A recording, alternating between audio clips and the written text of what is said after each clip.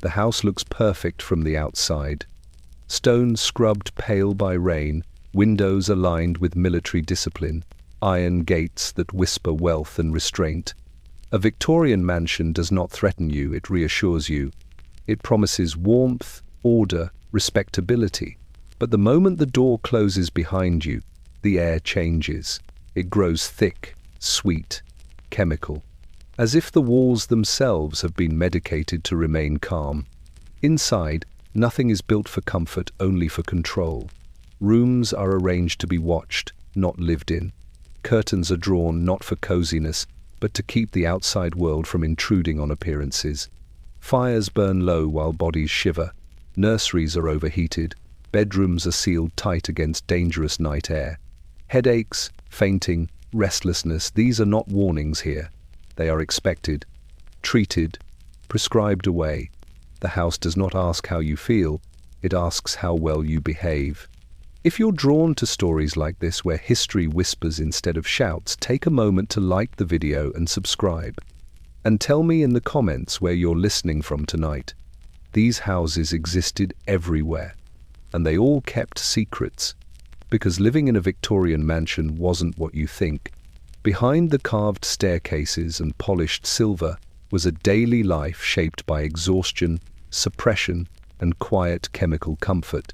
Tonight, we step past the elegance and into the truth room by room inside a home designed not to shelter its occupants, but to slowly, politely wear them down. It begins before the threshold is crossed. A Victorian mansion announces itself long before a hand reaches the bell. Its facade is deliberate stone laid in disciplined rows, windows stacked in perfect alignment, ironwork shaped into patterns that suggest restraint rather than flourish. Nothing here invites spontaneity. The building does not welcome, it certifies. It declares stability, wealth, and moral seriousness to anyone standing on the pavement below. This is not a place where chaos is allowed to enter unchallenged. To the 19th century eye, such a house was proof of success made permanent. Brick and limestone did not simply shelter, they testified. They told neighbors, visitors, and passers-by that the family within had mastered order, financial, social, and personal. Every cornice and column reinforced that message. The structure itself became an argument that discipline leads to prosperity, that propriety can be built, measured, and maintained like masonry. But reassurance is not comfort. The house's calm exterior masks the strain required to keep it so composed. Once inside, the transition is immediate. The door seals with a heavy finality, muting the street and replacing it with a controlled stillness. Air lingers instead of moving. Light filters through curtains already half-drawn, diffused and softened, as if brightness itself was something to be managed carefully. The entrance hall is tall, impressive, and faintly cool, regardless of season. Its purpose is not warmth, it is submission to scale, to silence, to the expectations embedded in the walls. Victorian mansions were designed to reassure everyone except the people who lived inside them. Each room plays a role in maintaining that illusion. Parlors exist not to relax, but to perform civility. Dining rooms enforce ritual rather than nourishment. Bedrooms, far from being sanctuaries, are often sealed against fresh air and sound, wrapped tightly in fabric, wallpaper, and fear of exposure. Even movement is choreographed. Staircases divide households into visible and invisible lives. Corridors stretch longer than necessary, reinforcing distance between classes, between duties, between emotional states that must never collide. Nothing here is accidental. Architecture becomes etiquette rendered in wood and stone. The house reassures because it must. The 19th century was an age deeply anxious about instability, social upheaval, industrial noise, moral decay, illness that seemed to rise without warning. The mansion stood as a rebuttal to all of it. Its solidity promised permanence in a world that increasingly felt unsteady. Within its walls, order could be preserved, at least in appearance. Disorder could be confined to basements, servant stairwells, sick rooms, and whispers. Yet the cost of this reassurance was paid daily. Maintaining the house required constant vigilance. Fires had to be kept low enough to avoid waste, but high enough to suggest comfort. Windows were opened cautiously, if at all, lest night air weaken bodies or morals. Silence was enforced as a virtue. Emotional restraint became architectural policy. To express discomfort too loudly was to disrupt the harmony the house worked so hard to project. Even illness was expected to behave properly. When residents grew restless, pale, or overwhelmed, the house did not adapt to them, they adapted to it. Fatigue was reframed as sensitivity. Anxiety became nerves. Solutions were administered not by altering the environment, but by dulling the response to it. The building remained serene. Its occupants learned to soften themselves instead. This is the quiet truth behind the grandeur. The Victorian mansion reassures because it cannot afford not to. It is a structure built to convince others first, its inhabitants last, that everything inside is stable, controlled, and respectable. But reassurance is a performance, and like all performances, it demands endurance. By the time the house truly feels calm, someone within it has already learned to disappear. Victorian mansions were not designed to please the body. They were designed to instruct it. Every line of the building carried intention. Symmetry ruled above all else, windows aligned with mathematical precision, doors placed where logic demanded, rather than where comfort suggested. This balance was not aesthetic indulgence, it was moral geometry, order made visible. To live within such a structure was to be reminded, constantly, that balance was expected not only of walls, but of people. Stone was chosen for its authority, brick for its seriousness. Nothing lightweight, nothing that hinted at impermanence. These houses were meant to endure, and by enduring, they imposed endurance on those inside them. Floors were solid beneath the foot, but never forgiving. Walls absorbed sound, flattening voices into polite quiet. Even footsteps learned restraint over time, softened by carpets laid not for warmth, but for discretion. Architecture in the Victorian age did not simply shelter behavior, it shaped it. Symmetry taught obedience through repetition. Each morning looked much like the last. Each corridor led where it always had. There were no surprises allowed in the structure, and therefore none encouraged in the self. Irregularity was unsettling, eccentricity suspicious. A person who did not fit neatly within the household rhythm was treated like a flaw in the design, something to be corrected, concealed, or smoothed over. The house rewarded predictability. Rooms were stacked according to hierarchy, not convenience. The most public spaces occupied the grandest positions, designed to impress visitors rather than comfort residents. Private rooms were often smaller, colder, and further removed, as if intimacy itself required containment. Servants' quarters followed a different logic altogether, tucked away, compressed, accessible only by narrow staircases that reminded those who climbed them of their place. Even beauty was regulated. Decorative elements followed strict rules, repeating patterns, restrained colors, ornamentation that suggested refinement without excess. Wallpaper wrapped rooms in loops and florals that went on endlessly, creating a subtle sense of enclosure. Ceilings loomed high, but never playfully so. They pressed downward with dignity. Chandeliers glittered, yet their light was softened by shades and distance, preventing brilliance from becoming indulgence. This was obedience without orders. The house did not shout commands. It whispered expectations through its layout. Sit here, walk there, speak softly, do not linger, do not disrupt the symmetry. Over time, residents absorbed these instructions until they no longer felt imposed. They felt natural. To behave otherwise was to feel out of place.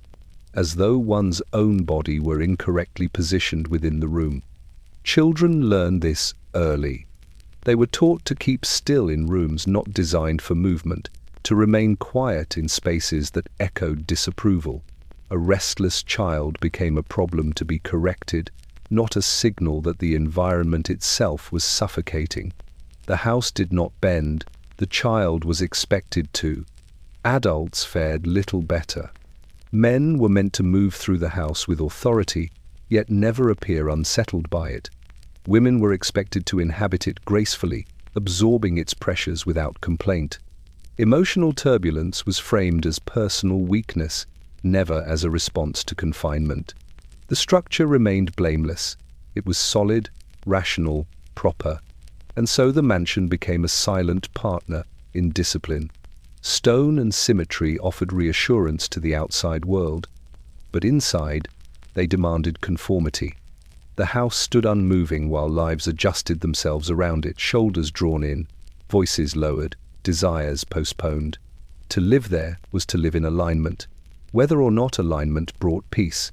The walls did not need to speak. They had already taught everyone how to listen. Light was never trusted inside a Victorian mansion. It was managed, filtered, and restrained, as though too much of it might reveal something improper. Windows were tall and numerous, yet rarely fully exposed. Curtains hung thick and heavy, layered in fabric meant to soften the world beyond the glass. Lace filtered daylight into something pale and controlled. Velvet shut it out entirely once evening fell. The outside existed, but only at a distance, only on the household's terms. Fresh air carried the same suspicion. Victorian domestic thought treated the exterior world as unstable, full of dampness, contagion, moral threat. Night air was particularly feared. It was believed to weaken the body, disturb the nerves, and invite illness into already fragile systems. Bedrooms, therefore, were sealed carefully. Windows were kept closed, even in summer. Fires burned low but steady, consuming oxygen while providing only symbolic warmth. The air inside rooms grew thick and unmoving, holding the scent of fabric, skin, extinguished flame, and chemical remedies meant to calm what the atmosphere itself unsettled. The drawn curtain was a declaration. It said that privacy mattered more than comfort, that appearance outweighed ease, that what happened inside the house must remain separate from the street, not only visually, but morally. Sound was muffled, movement concealed.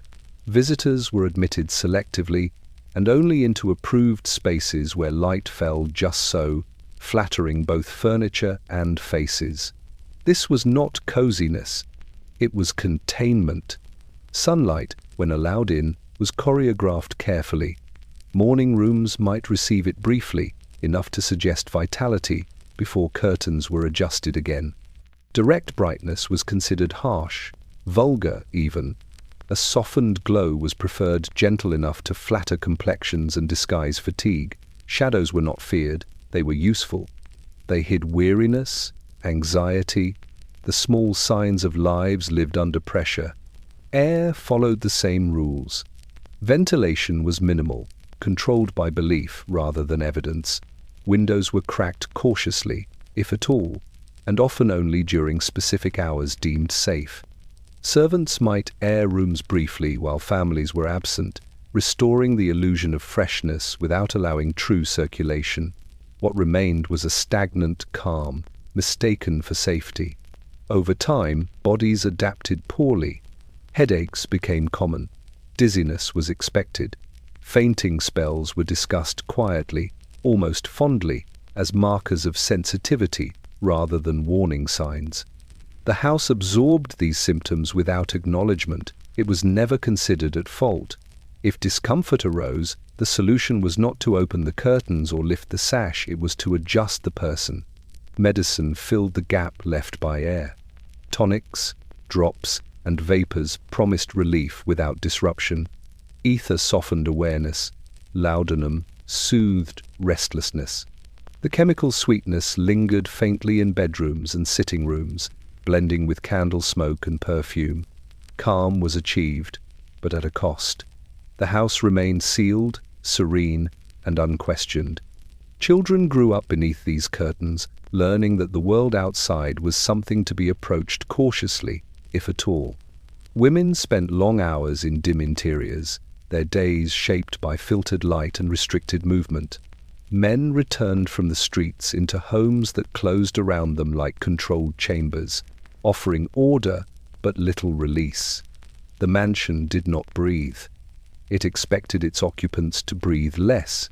Curtains, always drawn, were not merely a decorative choice, they were a philosophy, a belief that exposure was dangerous, that restraint was protection, that the safest life was one lived behind layers of fabric, of propriety, of chemical calm.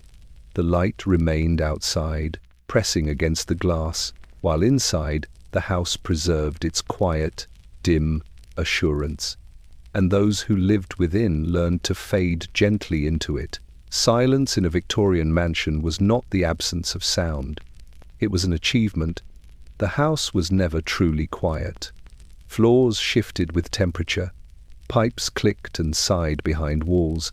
Gas flames murmured softly in their mantles. Servants moved in distant corridors, their footsteps trained into near invisibility. Yet none of this was meant to be noticed. Silence was not natural, it was enforced, rehearsed, and praised. To make noise was to reveal oneself. From an early age, children were taught the weight of sound. A dropped object drew sharp glances. Laughter was measured, corrected, redirected into polite smiles. Running was discouraged, not because it was dangerous, but because it was disruptive. The house had a rhythm, and bodies were expected to conform to it quietly. Excess movement suggested excess feeling, and excess feeling was deeply suspect. Silence was framed as refinement. A calm household reflected moral strength. A quiet drawing room implied discipline, self-control, and breeding. Voices were lowered instinctively, even when no one else was present. Conversations unfolded in measured tones, pauses carefully placed, emotions flattened into acceptable shapes. The louder the silence, the more successful the household appeared. This expectation extended far beyond etiquette. Pain, when it arrived, was expected to be discreet. Illness was endured rather than announced. A headache was mentioned lightly, if at all. Fatigue became a private burden. Emotional distress was softened into acceptable language, tired, out of sorts, a little nervous, terms that acknowledged discomfort without disturbing the peace. To suffer loudly was to fail socially. The house rewarded quiet endurance. Bedrooms were spaces of retreat, but not release. Tears were muffled by heavy curtains and thick carpets. Sleeplessness was endured in stillness, bodies lying rigid beneath layered blankets, afraid even to toss too noticeably. Night noises, creaks, settling beams, distant bells were absorbed into the background, never commented upon. To acknowledge them was to admit unease. Servants learned silence as survival.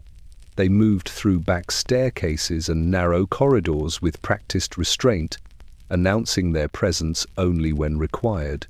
Their lives unfolded in soundless labor, polishing, carrying, waiting, always alert to the possibility of disturbance. A servant who made noise drew attention. Attention brought correction. Silence kept employment secure. Women bore silence most heavily. Expected to embody calm domesticity, they learned to absorb tension quietly. Anxiety was not expressed, it was managed internally or handed discreetly to the doctor. Frustration was redirected into household order. Loneliness was folded into routine. A woman who spoke too openly risked being labeled overwrought or unstable. Better to remain composed, even if composition required chemical assistance. Men, too, were bound by the rule. Authority demanded control, and control demanded quiet. To express doubt, fear, or emotional exhaustion was to undermine one's position.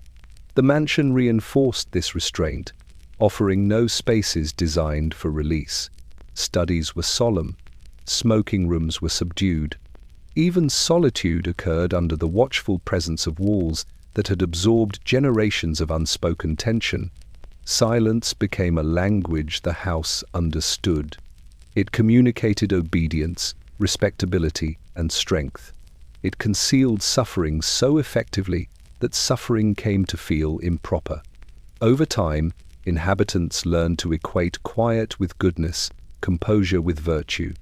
The absence of noise became proof that everything was functioning as it should. But silence does not remove pain. It only buries it. Behind closed doors and drawn curtains, beneath thick carpets and patterned wallpaper, the unspoken accumulated.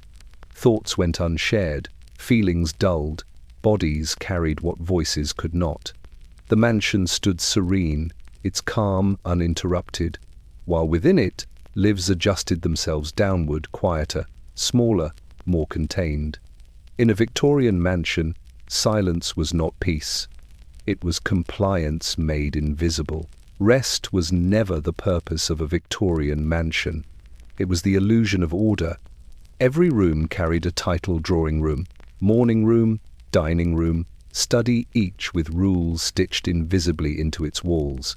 These spaces were not shaped by the needs of the body, but by the demands of appearance.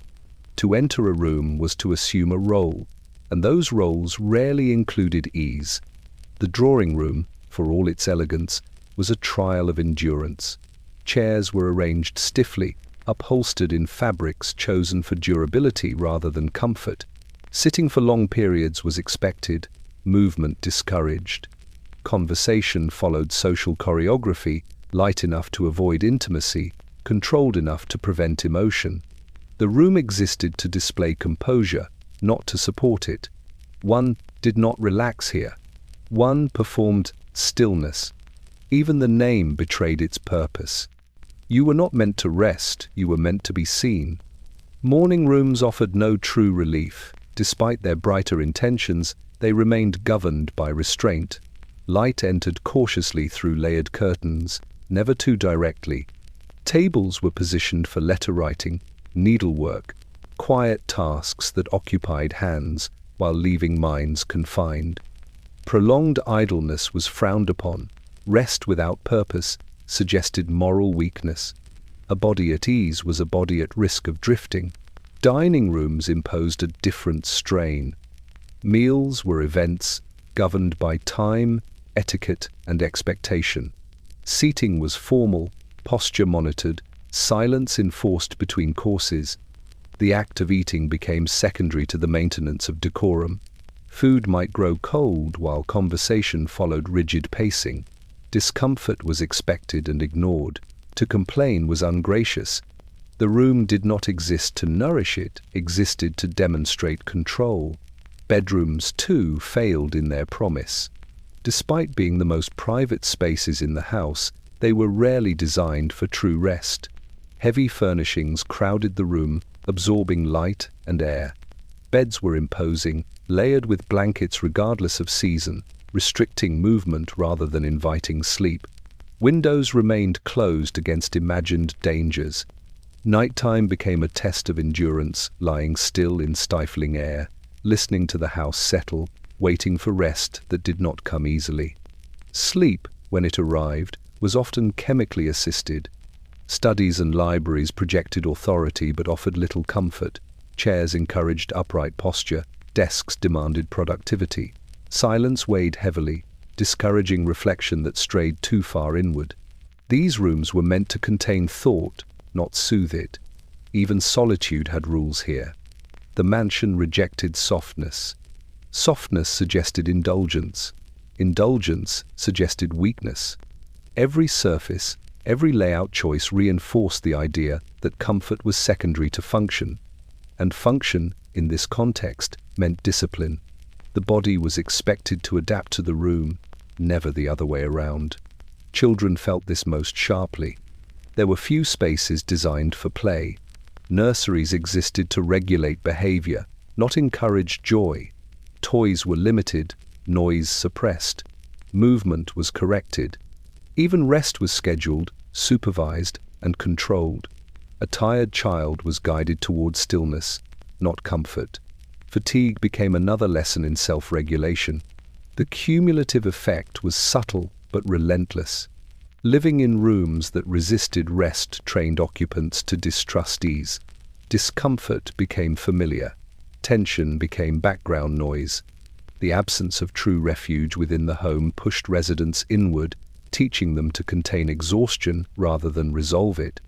When the body protested through headaches, irritability, sleeplessness, the response was not architectural change, but medical intervention.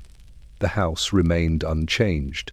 It did not soften, it did not adapt. It stood firm, polished, respectable, and those within it learned to live without rest, mistaking endurance for strength. Victorian mansions were not homes in the modern sense.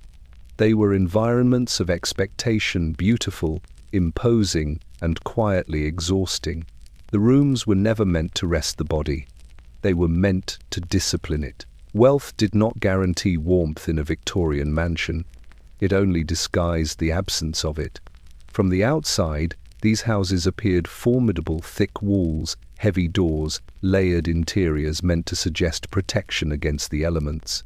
But inside, cold lingered stubbornly, seeping through stone and brick, as if the structure itself resisted comfort. Heat was rationed carefully. Fires burned where they were meant to be seen, not where they were most needed. Carpets softened the sound of footsteps, not the temperature beneath them.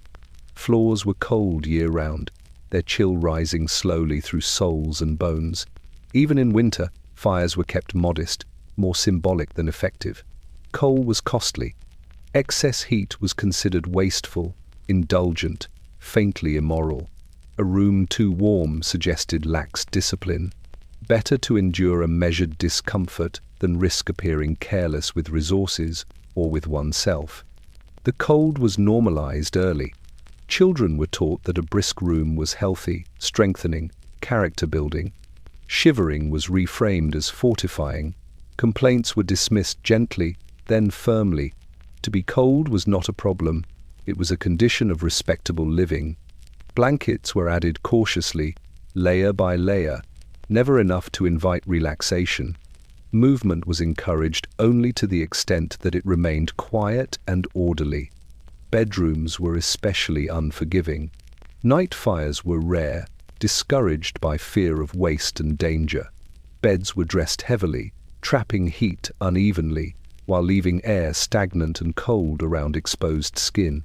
Morning often arrived with numb fingers, shallow breath, and reluctance to leave the covers, not from laziness, but from necessity. Rising meant surrendering what little warmth had been preserved overnight. Even servants felt the imbalance. Kitchens and laundries were often overheated by labor and flame, while sleeping quarters remained cold and spare. Bodies learned to adjust constantly, moving between extremes without relief. The house did not seek balance. It enforced hierarchy through temperature as much as through space. Public rooms fared little better. Drawing rooms were often drafty despite their grandeur. Windows tall and poorly sealed. Fireplaces inadequate for their scale.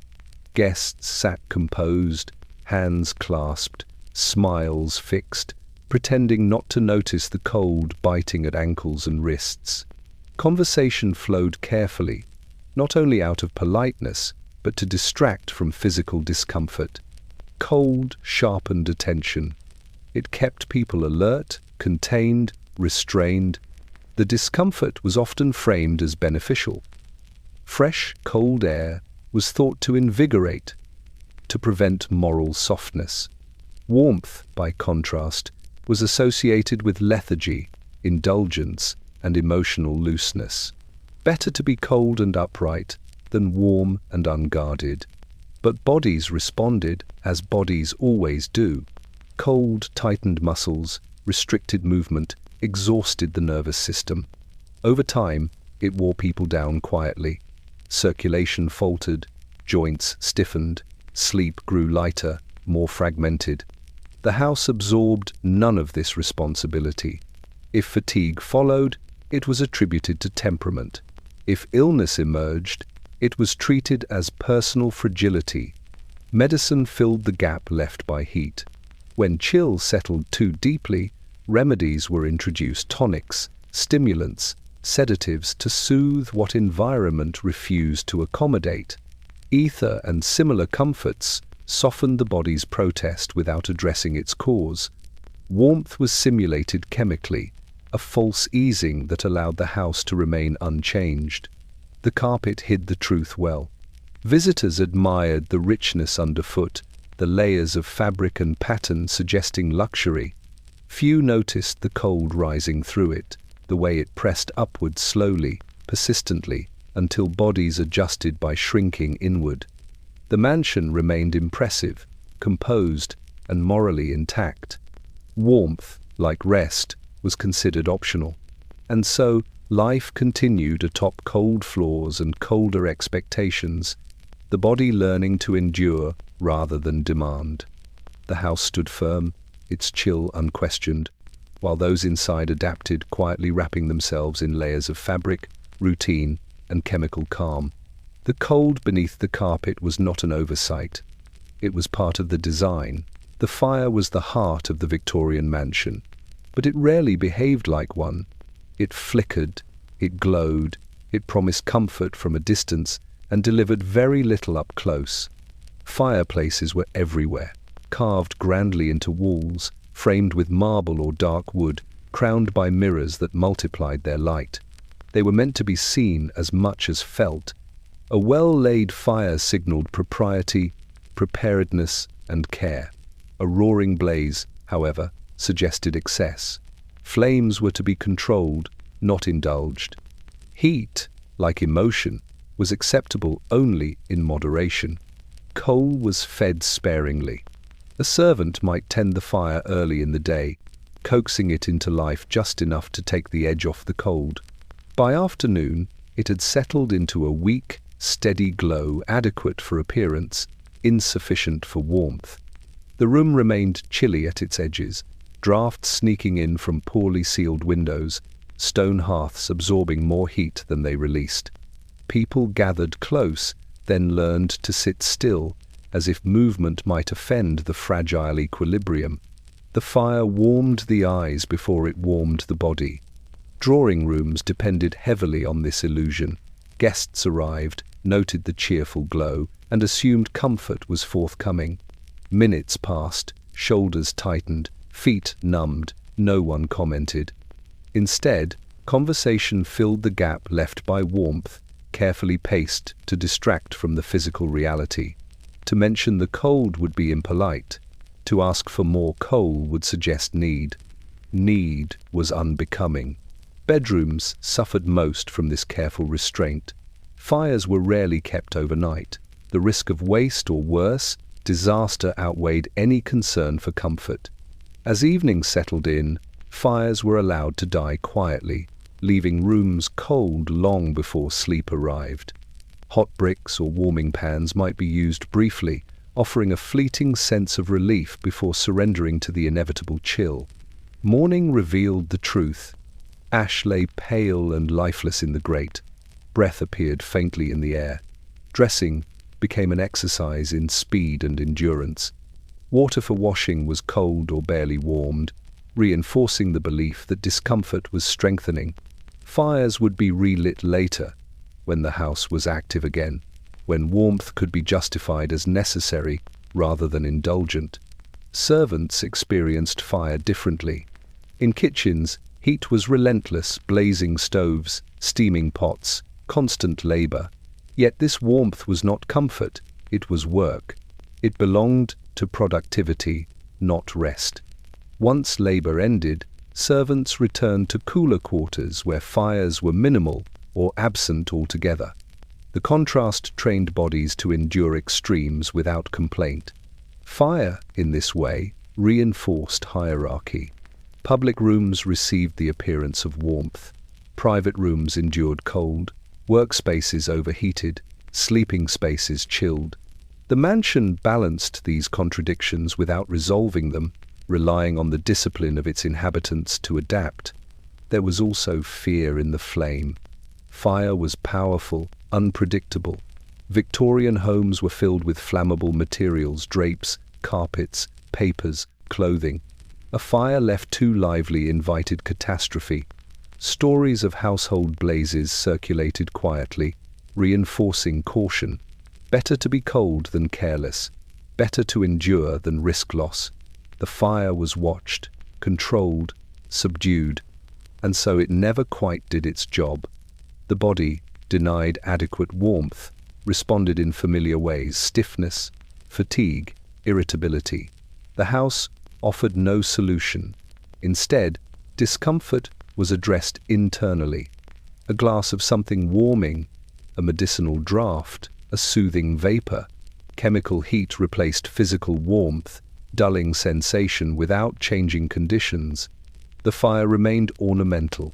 It crackled softly, lighting faces, reflecting in polished surfaces, performing its role convincingly enough to satisfy expectation.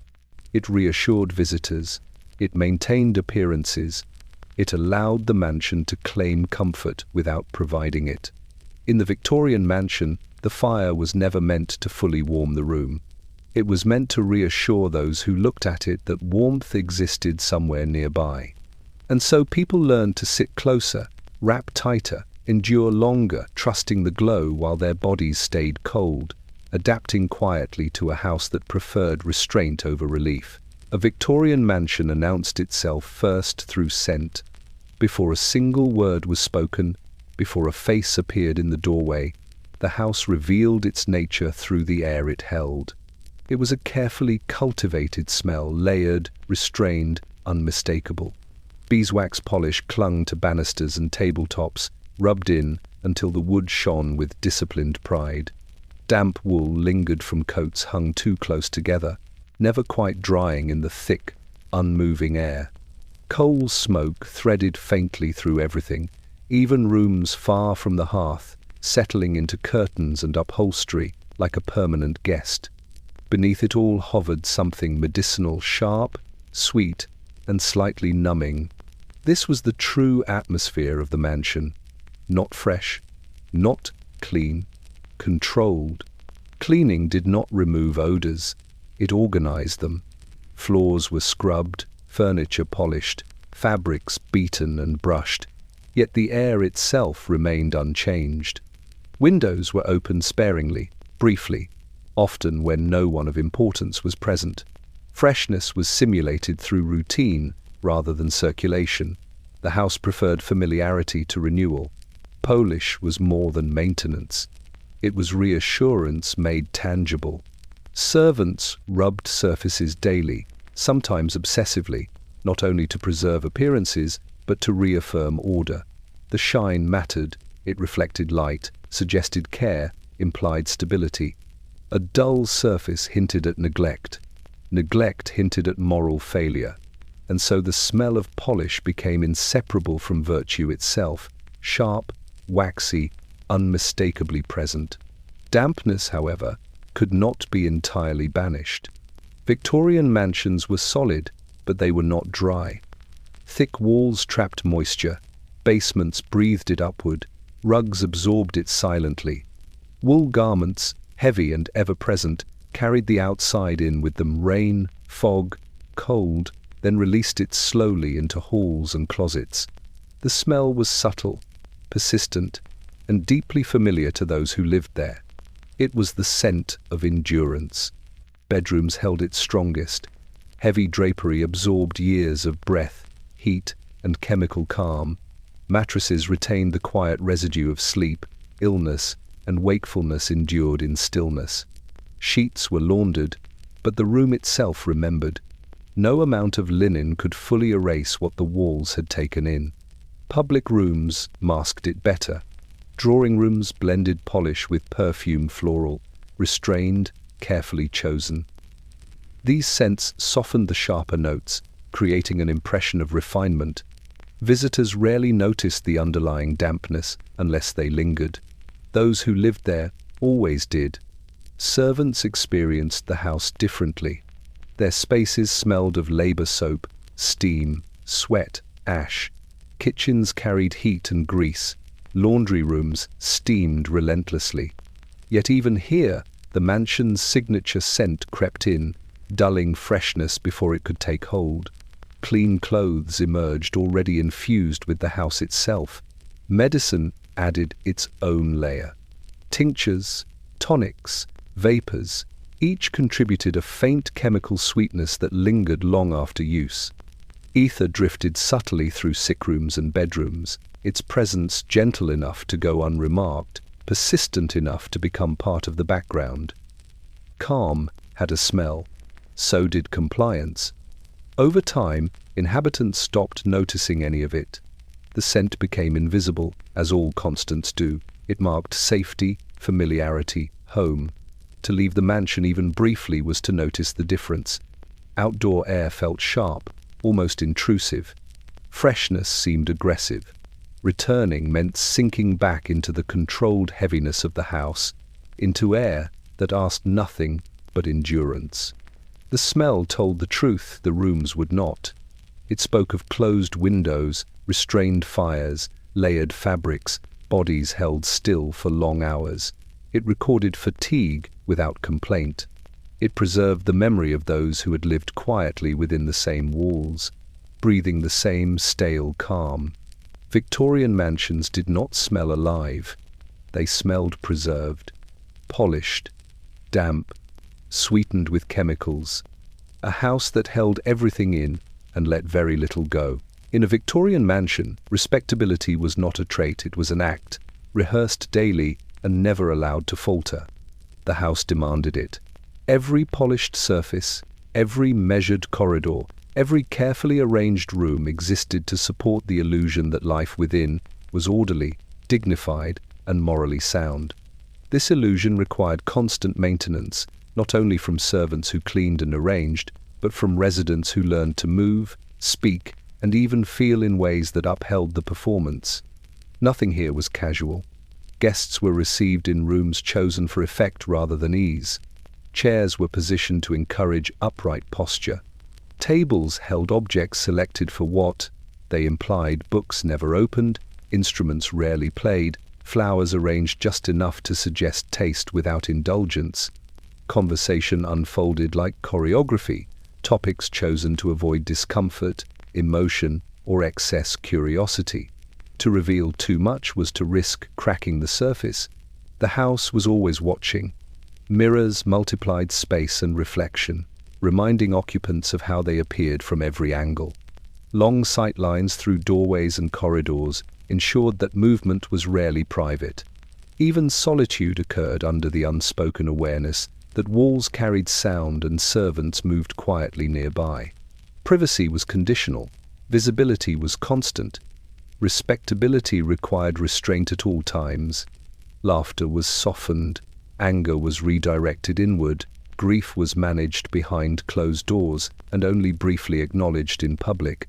The acceptable range of emotion was narrow, and the house reinforced it. Rooms designed for display discouraged vulnerability. There were few places to retreat where one could exist, unobserved, unmeasured. Women bore the heaviest burden of this performance. Their appearance reflected not only themselves but the moral standing of the household. Dress, posture, tone, all were scrutinized.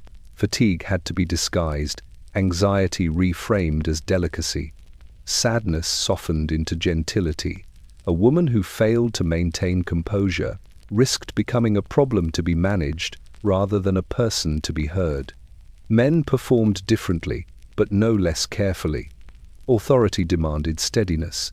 A master of the house was expected to embody control, financial, emotional, social.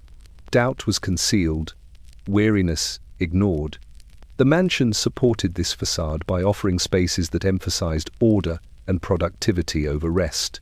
To pause too long, to admit uncertainty, was to break character. Children learned the rules quickly. They were corrected not only for misbehavior, but for misexpression. Too loud, too excited, too emotional. The house trained them early to understand that approval came through stillness and compliance. They learned to perform respectability before they understood what it cost. Servants understood the performance from the margins. They saw the effort it required, the strain beneath the polish. They learned which doors remained closed, which moods preceded silence, which routines signaled tension. Their own respectability was measured differently through obedience, invisibility, and quiet efficiency. To disrupt the performance was unforgivable. The house rewarded consistency. A household that maintained appearances was praised regardless of what occurred behind the scenes. Illness, exhaustion, conflict, all were acceptable as long as they remained contained. The mansion provided the stage. Its occupants supplied the discipline. Over time, the performance replaced reality.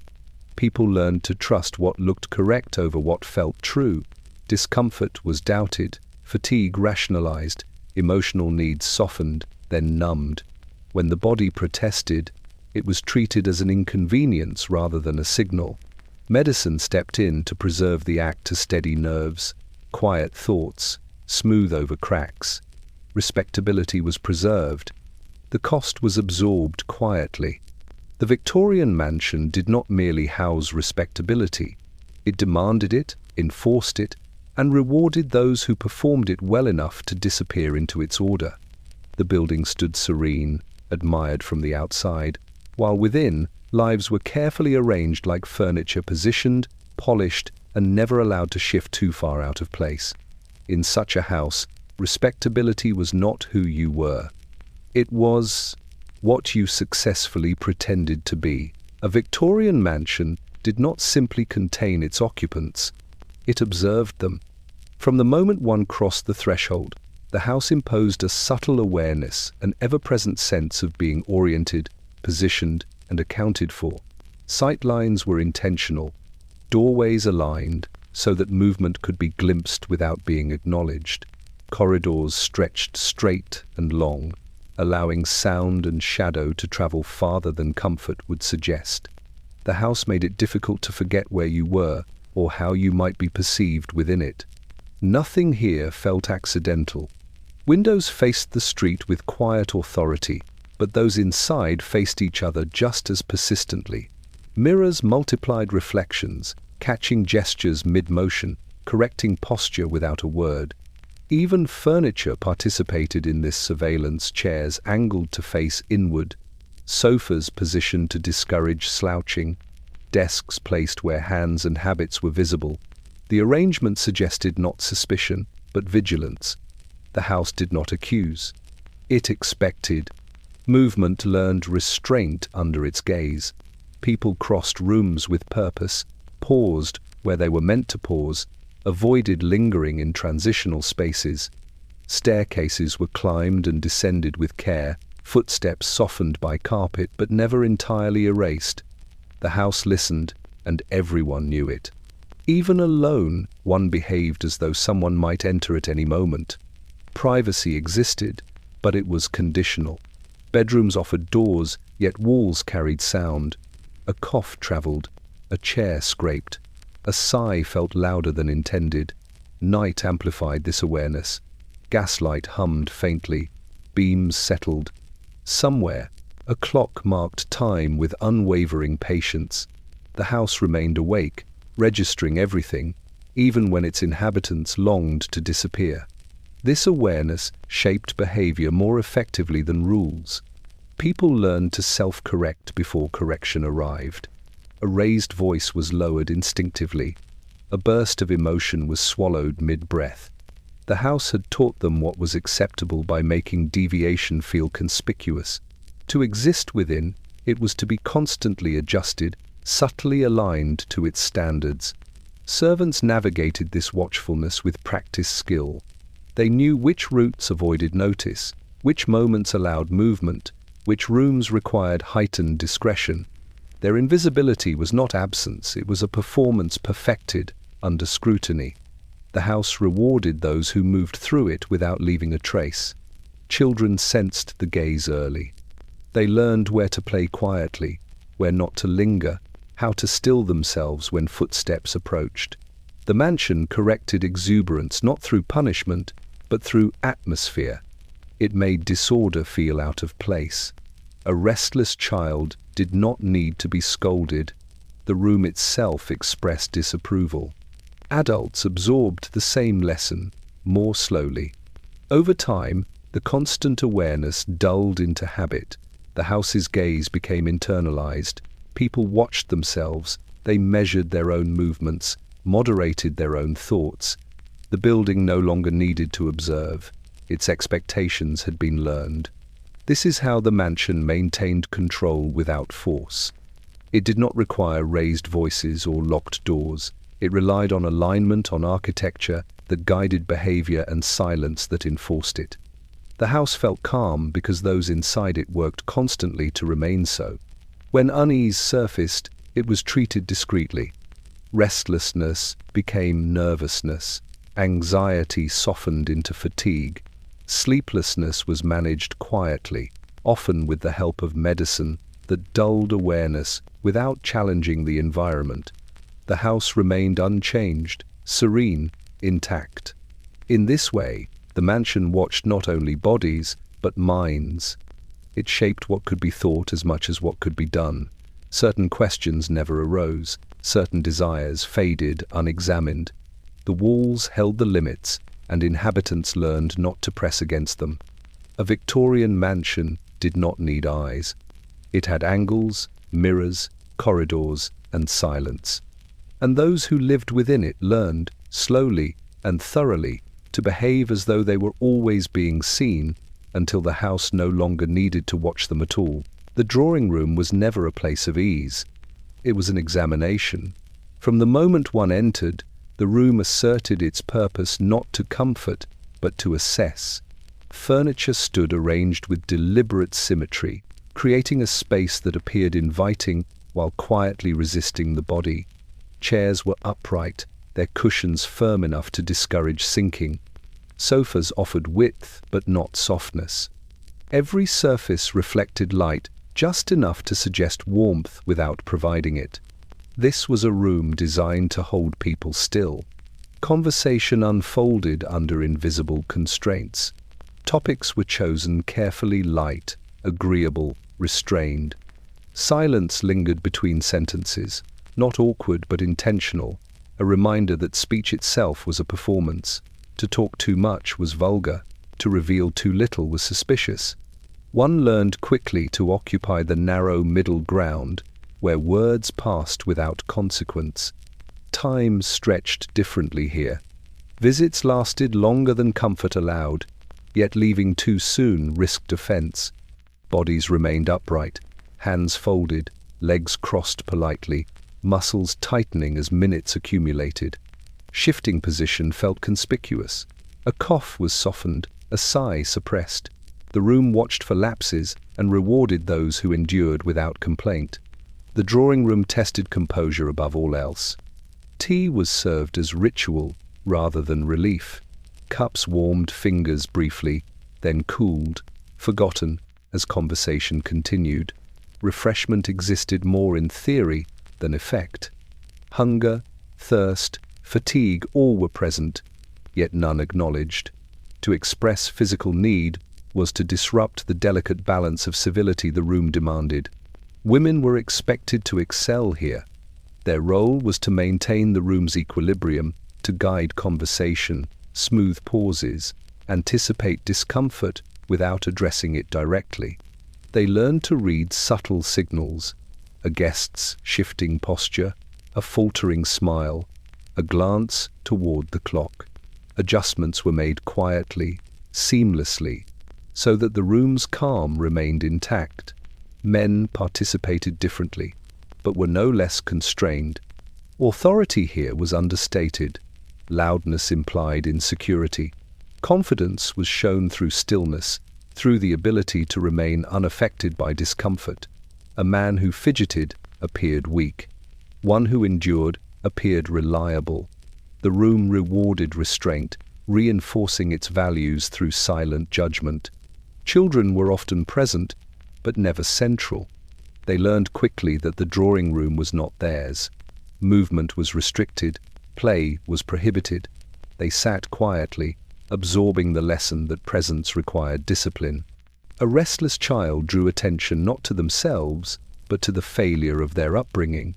The room corrected through embarrassment rather than instruction. Servants entered invisibly. They appeared when needed, retreated immediately, leaving no trace. Their movements were swift, precise, silent. They understood the stakes of the room better than anyone. A clink of porcelain too loud, a step too heavy, could fracture the illusion. The drawing room demanded perfection from those who served it, while denying them any comfort in return. The air grew heavy as hours passed. Curtains filtered daylight into a steady dimness. Fires glowed faintly, insufficient to warm, but adequate to reassure. The room held its occupants in a controlled stillness, draining energy slowly, almost politely. By the time guests departed, exhaustion lingered beneath courteous farewells. Afterward, the room revealed nothing. Chairs remained aligned, surfaces shone. No trace of discomfort remained visible. The drawing room reset itself effortlessly, ready to test the next set of occupants. Its success lay in its ability to conceal the cost it extracted. Those who passed the test learned something important. They learned that endurance equaled respectability, that comfort was optional, that appearing at ease mattered more than feeling so. The drawing room did not ask how you were, it asked how well you could endure. In a Victorian mansion, this room defined social worth. To sit within it without faltering was to prove one's place. To fail was to be quietly corrected, excluded, or managed. The drawing room tested everyone who entered, and it remembered nothing, leaving the burden of endurance entirely on those who passed through its polite, unforgiving calm. The dining room governed time more strictly than any clock in the house. Here, the body ate according to rules it did not create. Meals were not nourishment first. They were demonstrations of discipline, hierarchy, and control. The dining room announced this immediately. Long tables enforced distance rather than intimacy. High-backed chairs kept spines upright, shoulders squared, bodies attentive.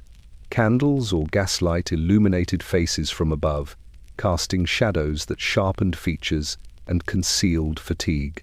Nothing in the arrangement invited ease. Food arrived in sequence, not abundance. Courses followed one another with ritual precision, each dish presented, acknowledged, and consumed at a measured pace. Appetite was secondary to timing. Hunger was expected to wait. A meal that ended too quickly suggested greed. One that lingered too long implied indulgence. The correct rhythm mattered more than satisfaction. Silence carried authority here. Conversation was permitted, even encouraged, but only within boundaries. Topics remained neutral. Voices stayed low. Utensils were handled carefully. Their sounds softened against porcelain and silver. A misplaced clatter drew immediate notice. Eating itself became restrained, small bites, controlled chewing, no visible urgency. The body was not meant to enjoy. It was meant to comply. The room enforced hierarchy with quiet efficiency. Seating arrangements spoke clearly. Heads of household occupied commanding positions. Children were placed where they could be observed. Servants remained at the margins, appearing briefly, withdrawing instantly. Food traveled across the table as instruction rather than offering.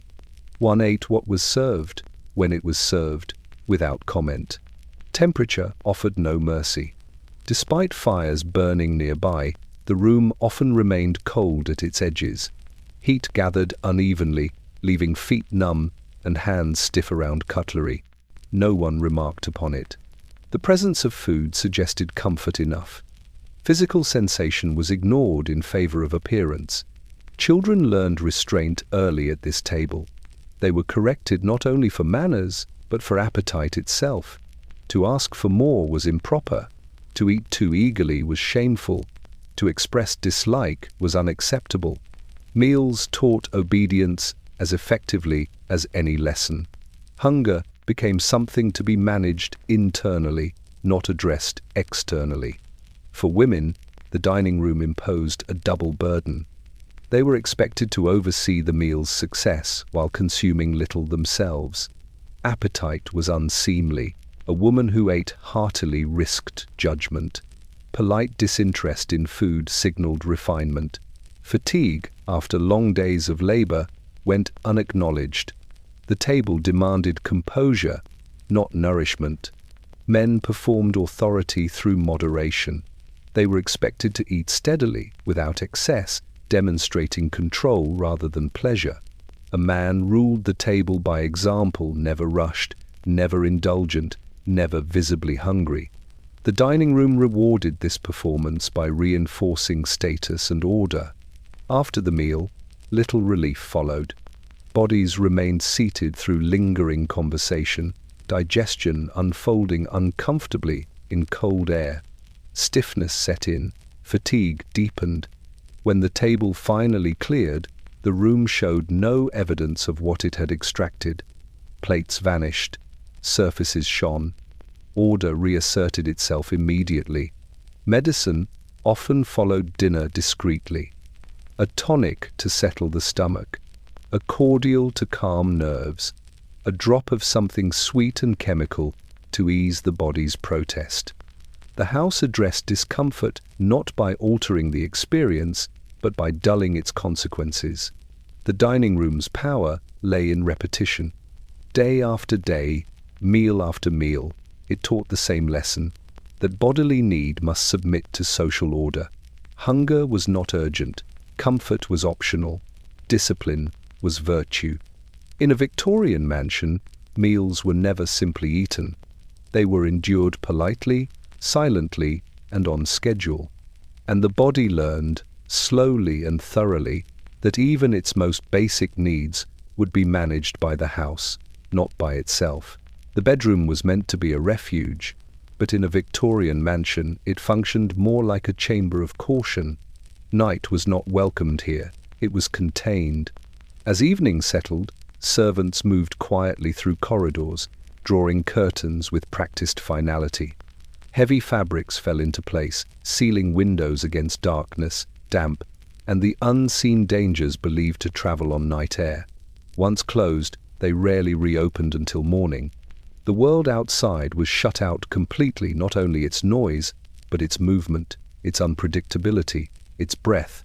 Fresh air was distrusted. Victorian medical belief warned against it with solemn authority. Cool night drafts were thought to weaken the body, disturb the nerves, and invite illness. Bedrooms were therefore kept tightly enclosed. Windows remained shut, even in summer. Fireplaces, if present, were allowed to die early. The room grew still, the air thickening gradually as the hours passed.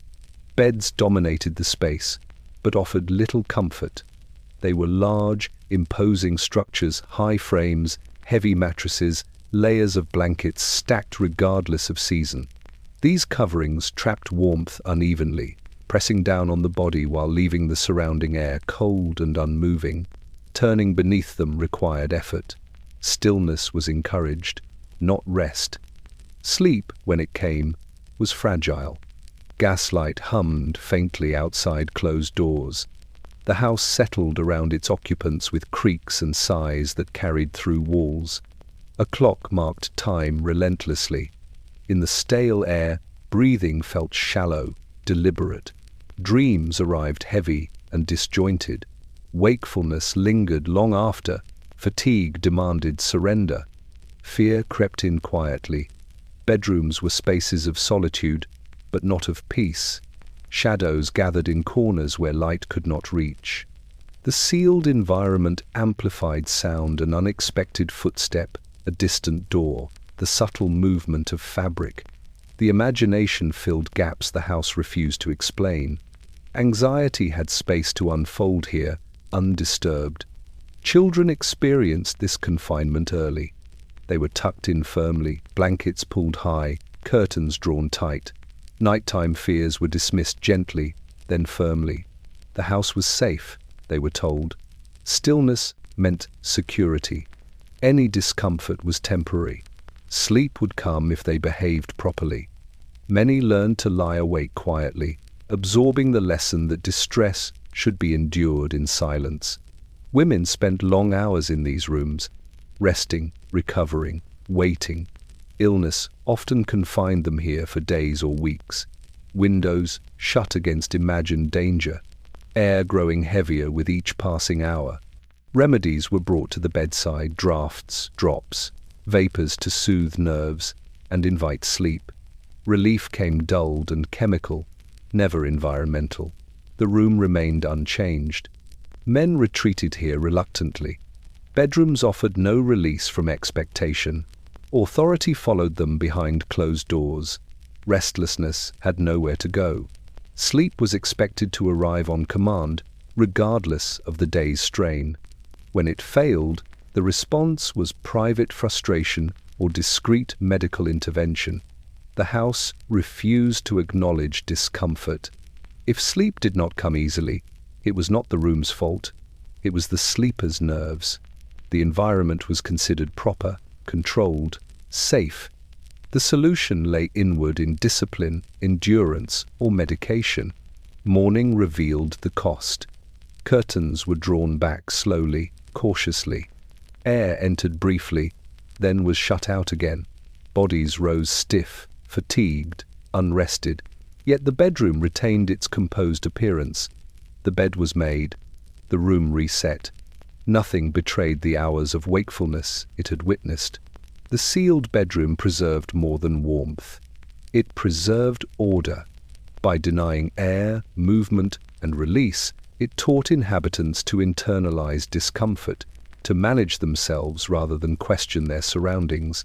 Night became something to endure rather than restore. In a Victorian mansion, bedrooms did not invite rest. They demanded submission to stillness, to silence, to the belief that comfort was dangerous and endurance was virtue. And so the night passed, sealed tightly away, while those within learned to sleep lightly, breathe carefully, and ask nothing of the room that confined them. The nursery was presented as a place of care, but it functioned as a chamber of regulation. Here, childhood was managed, not indulged. Victorian belief held that children were fragile creatures susceptible to cold, damp, draughts, and moral influence. Warmth, therefore, became a doctrine. Nurseries were kept sealed and overheated, fires fed generously, windows closed tight against air thought dangerous. Curtains remained drawn long after daylight could have softened the room. What entered instead was heat, thick, persistent, and unmoving. The air grew heavy early in the day. Coal fires burned steadily, their warmth trapped by layers of fabric, rugs, and upholstered furniture, scaled down to child size yet no less imposing. The room smelled of wool, soap, milk, and medicine. Fresh air was rarely allowed to circulate. To open a window was to risk illness. To complain of heat was to misunderstand protection. Children wilted quietly. Faces flushed, heads ached, limbs grew heavy with lethargy, restlessness followed, then irritability. These were not interpreted as environmental distress. They were seen as temperament signs of sensitivity or weakness to be corrected. The solution was not ventilation, but management. Sleep was encouraged aggressively. Midday naps were enforced regardless of fatigue. Curtains were drawn tighter, fires maintained, the room dimmed into an artificial dusk. Children lay sweating beneath blankets, breathing shallowly, their bodies reluctant to surrender to rest that felt imposed rather than earned. When sleep resisted, remedies were introduced, soothing syrups, mild sedatives, gentle vapors meant to calm the nerves. Quiet mattered more than comfort. The nursery's primary purpose was containment. Noise was discouraged. Play was controlled. Movement was limited to prevent agitation. Toys were chosen for order rather than joy. Games that stirred excitement were discouraged in favor of activities that kept children still reading, sewing practice, quiet puzzles. The room trained obedience through temperature as effectively as through instruction. Illness was common, but rarely questioned. Recurring headaches, faintness, digestive upset, these were accepted features of childhood rather than warnings. The nursery's heat was considered protective, its air wholesome by virtue of being enclosed. If a child grew listless or pale, the blame rested with constitution, not conditions. Nurses enforced these rules faithfully. They followed medical guidance with precision, keeping rooms warm, children bundled, windows sealed. Their authority depended on compliance with prevailing wisdom. To deviate, to allow fresh air, to cool the room was to risk reprimand or dismissal. Care became synonymous with control. Children learned early to associate warmth with restriction. The nursery's heat pressed inward, discouraging movement, encouraging passivity. Over time, bodies adapted poorly. Appetite dulled, concentration faltered, energy drained quietly away. Yet the room remained unchanged, praised for its cleanliness, its order, its apparent attentiveness. Even the design reinforced confinement. Nurseries were often placed away from public rooms, tucked into upper floors where heat gathered naturally. Staircases isolated them further. The sounds of adult life conversation, laughter, movement filtered in faintly, reminding children of a world beyond their sealed enclosure. When children grew older, the lessons remained. They learned that discomfort was protective, that stillness was safety, that obedience mattered more than bodily awareness. The nursery taught them not to trust their sensations, but to defer to authority, even when that authority made breathing difficult. The heat never fully lifted. Even when fires were reduced, the memory of the room lingered in the body. Many carried its effects forward: sensitivity to air, dependence on warmth, unease in open spaces. The nursery shaped them long after they left it. Victorian nurseries did not nurture resilience. They cultivated compliance. By cooking the young in sealed rooms of well-meaning heat, they taught children to endure rather than question, to submit rather than adapt. The house preserved its order, while childhood itself was softened, quieted, and slowly pressed inward until even fresh air felt unfamiliar. In these rooms, care and control became indistinguishable. And the cost was carried, silently, into adulthood. Every Victorian mansion was built with two circulatory systems. One was meant to be seen, the other was meant to disappear. Behind the grand staircases that curved gently beneath chandeliers, there existed narrower routes, steep, unadorned, and deliberately concealed. Servant staircases twisted upward through the house like arteries hidden beneath skin, carrying labor without acknowledgement. Their steps were worn smooth not by ceremony, but by repetition. These stairs were not merely functional, they were instructional. They taught invisibility. Servants were expected to move constantly, yet never be noticed. The architecture ensured this expectation could be met. Back staircases avoided public rooms entirely, emerging only where service was required. Corridors narrowed, ceilings lowered, light dimmed. Here, comfort was unnecessary. Efficiency was enough. These passages were colder than the rest of the house. Heat rose toward public rooms, leaving servant routes damp and chill. Walls sweated faintly. Air lingered stale. Windows, if present at all, were small and placed high, offering light without view. The message was clear. These spaces existed for movement, not for pause. Lives unfolded in transit. Servants spent much of their days climbing, descending, carrying, waiting. Meals were taken quickly in cramped quarters. Sleep came in small rooms, shared or stacked, far from warmth and privacy. Their bodies bore the house's weight, hauling coal, polishing floors, maintaining fires that would never warm them. yet their presence had to vanish. A servant crossing a public room did so swiftly, eyes lowered, footsteps softened. To linger was improper. To be heard was worse. Bells summoned them like signals in a controlled system, reducing human presence to function. Once the task was complete, they retreated immediately, absorbed back into the architecture. The house depended on this erasure. Public calm required private labor. Fires glowed because someone fed them. Floors shone because someone scrubbed them. Meals arrived hot because someone endured the heat of the kitchen. Yet the success of the mansion lay in making all of this appear effortless, almost automatic. Servants understood the house better than anyone. They knew its rhythms, its moods, the subtle changes that preceded tension. They heard arguments muffled behind doors. They saw illness before it was named. They felt exhaustion settle into walls and carpets. The house revealed its truths to those who moved through it unseen. And still, they remained silent. Silence protected employment. Silence preserved order. To speak of what was observed was to break the unspoken contract of invisibility. The house rewarded discretion with survival. Children of the household absorbed this hierarchy unconsciously. They learned that some people moved quietly and some did not. That certain doors were not to be opened. That labor occurred somewhere out of sight. Servants became part of the background present, necessary but unacknowledged. The architecture taught this lesson before words ever could. Even illness followed the same pattern. When servants fell sick, they were moved quickly, quietly, so as not to disrupt the household's appearance. Suffering remained contained. Replacement followed.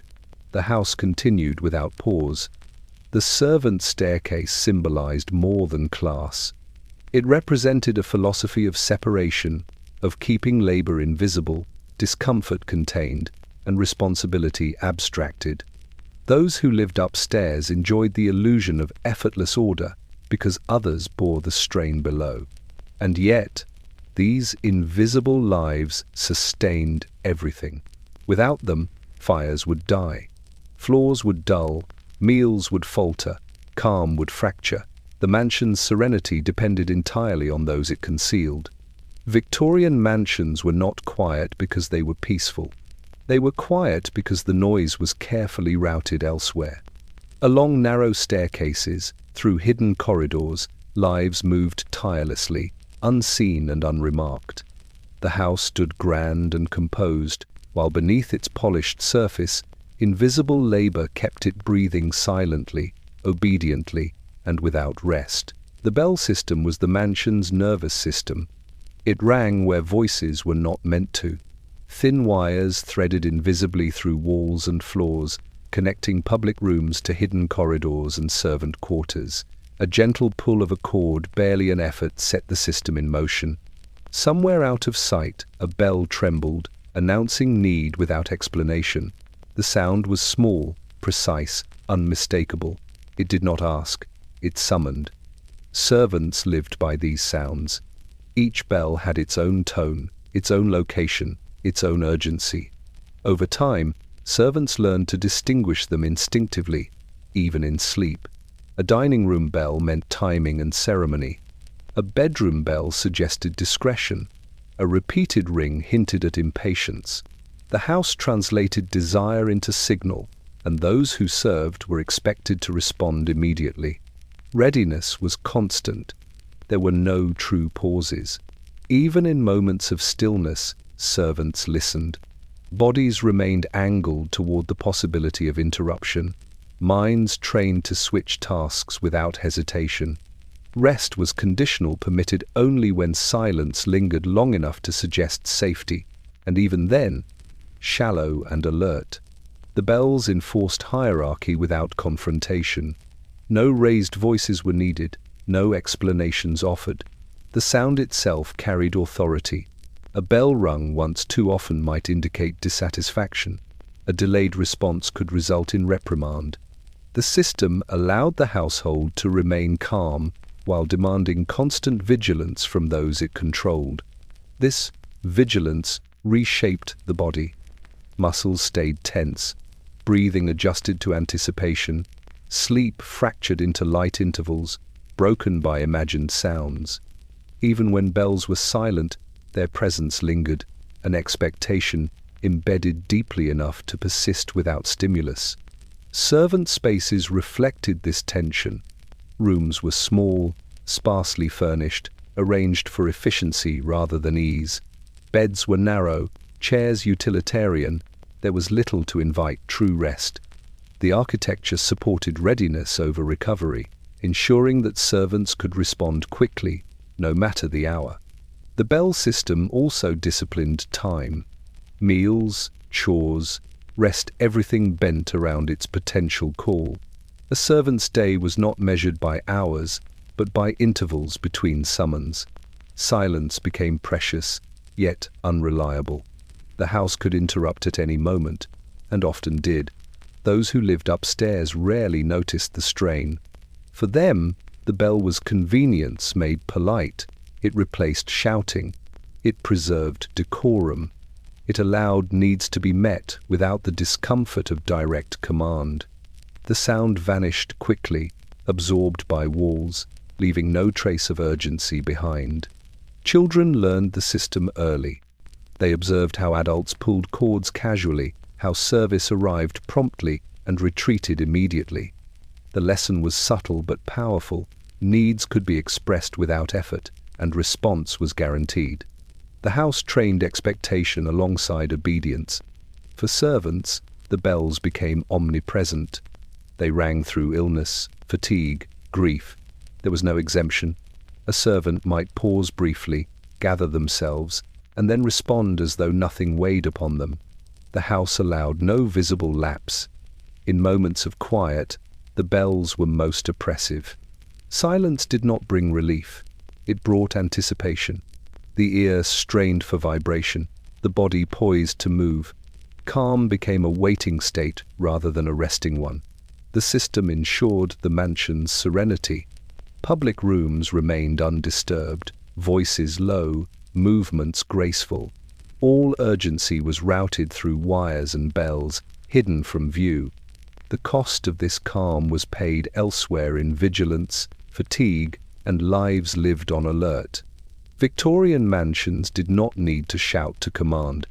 They rang, and those who listened learned that readiness was not an action, but a condition, a permanent posture shaped by sound, expectation, and the quiet authority of a house that never truly slept. Cleanliness in a Victorian mansion was a moral achievement, not a comfort. The body was managed here, not indulged.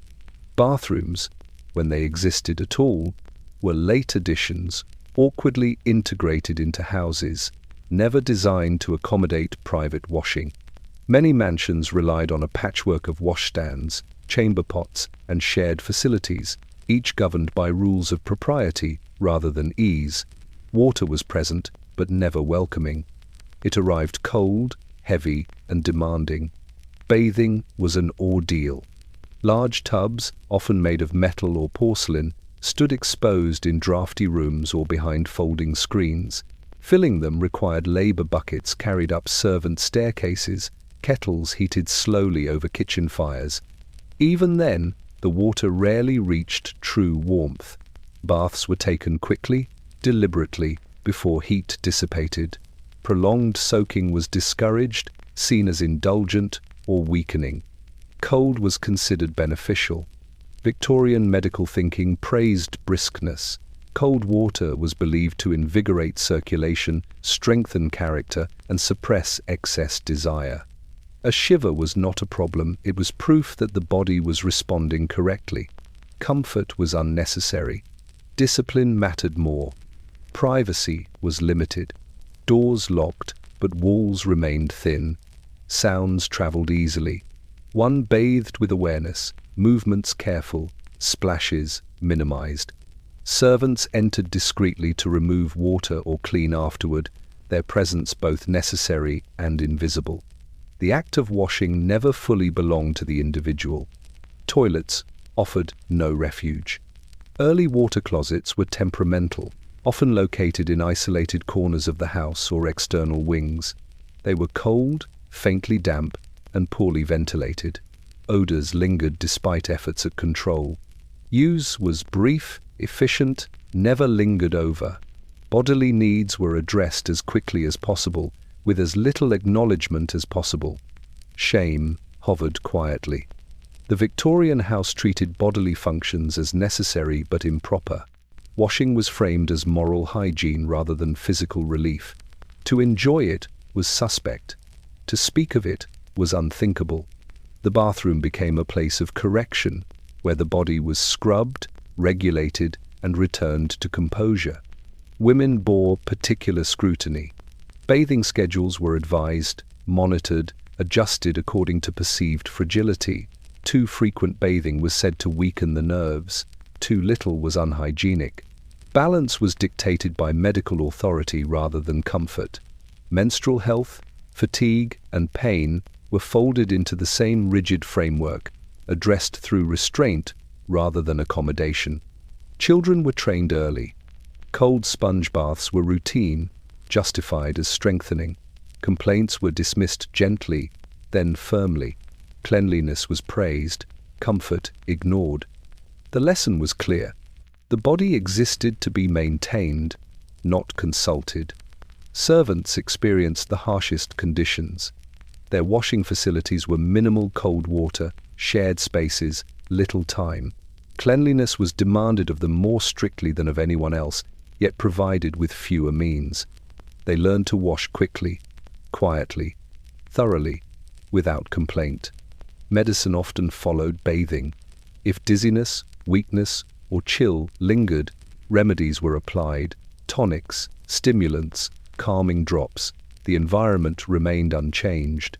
The body adapted chemically when architecture refused to adapt physically. The bathroom reinforced control. It stripped the body of illusion, then demanded it be reassembled neatly before returning to public view. No softness lingered here. No warmth invited pause. The space existed to reset the exterior without acknowledging the interior. In a Victorian mansion, cleanliness was never about comfort. It was about containment. The bathroom did not soothe. It disciplined. It reminded occupants that even in private, the body was subject to rules: cold water, limited time, restrained movement. The house remained composed, while those within it learned to endure the most intimate rituals without relief. Here, even care arrived, stripped of kindness. Corridors in a Victorian mansion were not merely passages. They were instruments. Long, straight, and deliberately unbroken, they stretched through the house with quiet authority, connecting rooms while keeping people apart. Their length was intentional. Distance reinforced hierarchy. Movement took time. Encounters were delayed, controlled, or avoided altogether. The corridor ensured that no one arrived suddenly, no one interrupted without warning. These were spaces designed to be crossed, not occupied. Carpets muted footsteps, absorbing sound until movement became ghost-like. Gaslights or small windows spaced far apart cast pools of dim illumination, leaving stretches of shadow between. Walking through them felt oddly exposed, too open to linger comfortably, too narrow to relax. The body learned to move steadily, purposefully, never pausing long enough to invite attention. The corridor imposed patience.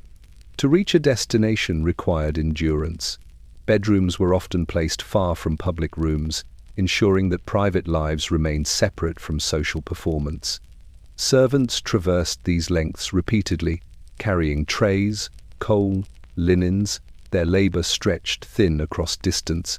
The house conserved nothing, not energy, not time, not bodies. Sound traveled unpredictably here. A cough echoed farther than expected. A door closing carried down the length of the hall. Even whispered conversation felt amplified. Corridors became listening spaces, encouraging restraint. People learned quickly that walls had memory, that noise lingered longer than comfort allowed. At night, corridors transformed.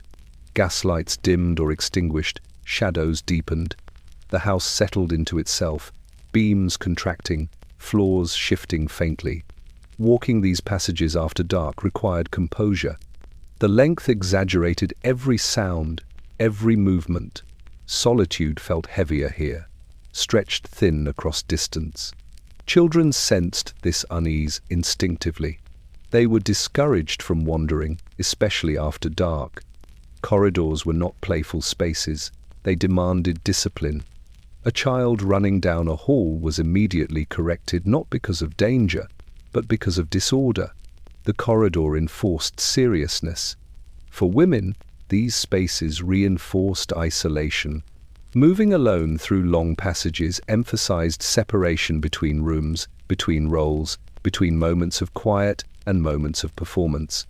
Each walk reminded them of the distance between public expectation and private exhaustion. The house did not shorten these paths, it extended them. Servants knew the corridors intimately. They navigated them endlessly, learning which boards creaked, which corners offered brief concealment, which stretches required speed. Yet even familiarity did not soften the strain. The distance remained. The effort accumulated. Corridors also controlled access. They delayed arrival, softened confrontation. Before entering a room, one had time to compose themselves, to adjust expression, posture, tone. The house required this preparation. Emotion had no right to arrive unfiltered. Corridors acted as buffers, smoothing human response before it reached its destination. Over time, these passages shaped behavior. People learned to compartmentalize, to leave one room's mood behind before entering another, to carry composure across distance, regardless of how heavy it felt. The corridor trained separation between thought and action, feeling and expression. They were neutral spaces in theory, but not in effect. Their emptiness carried weight.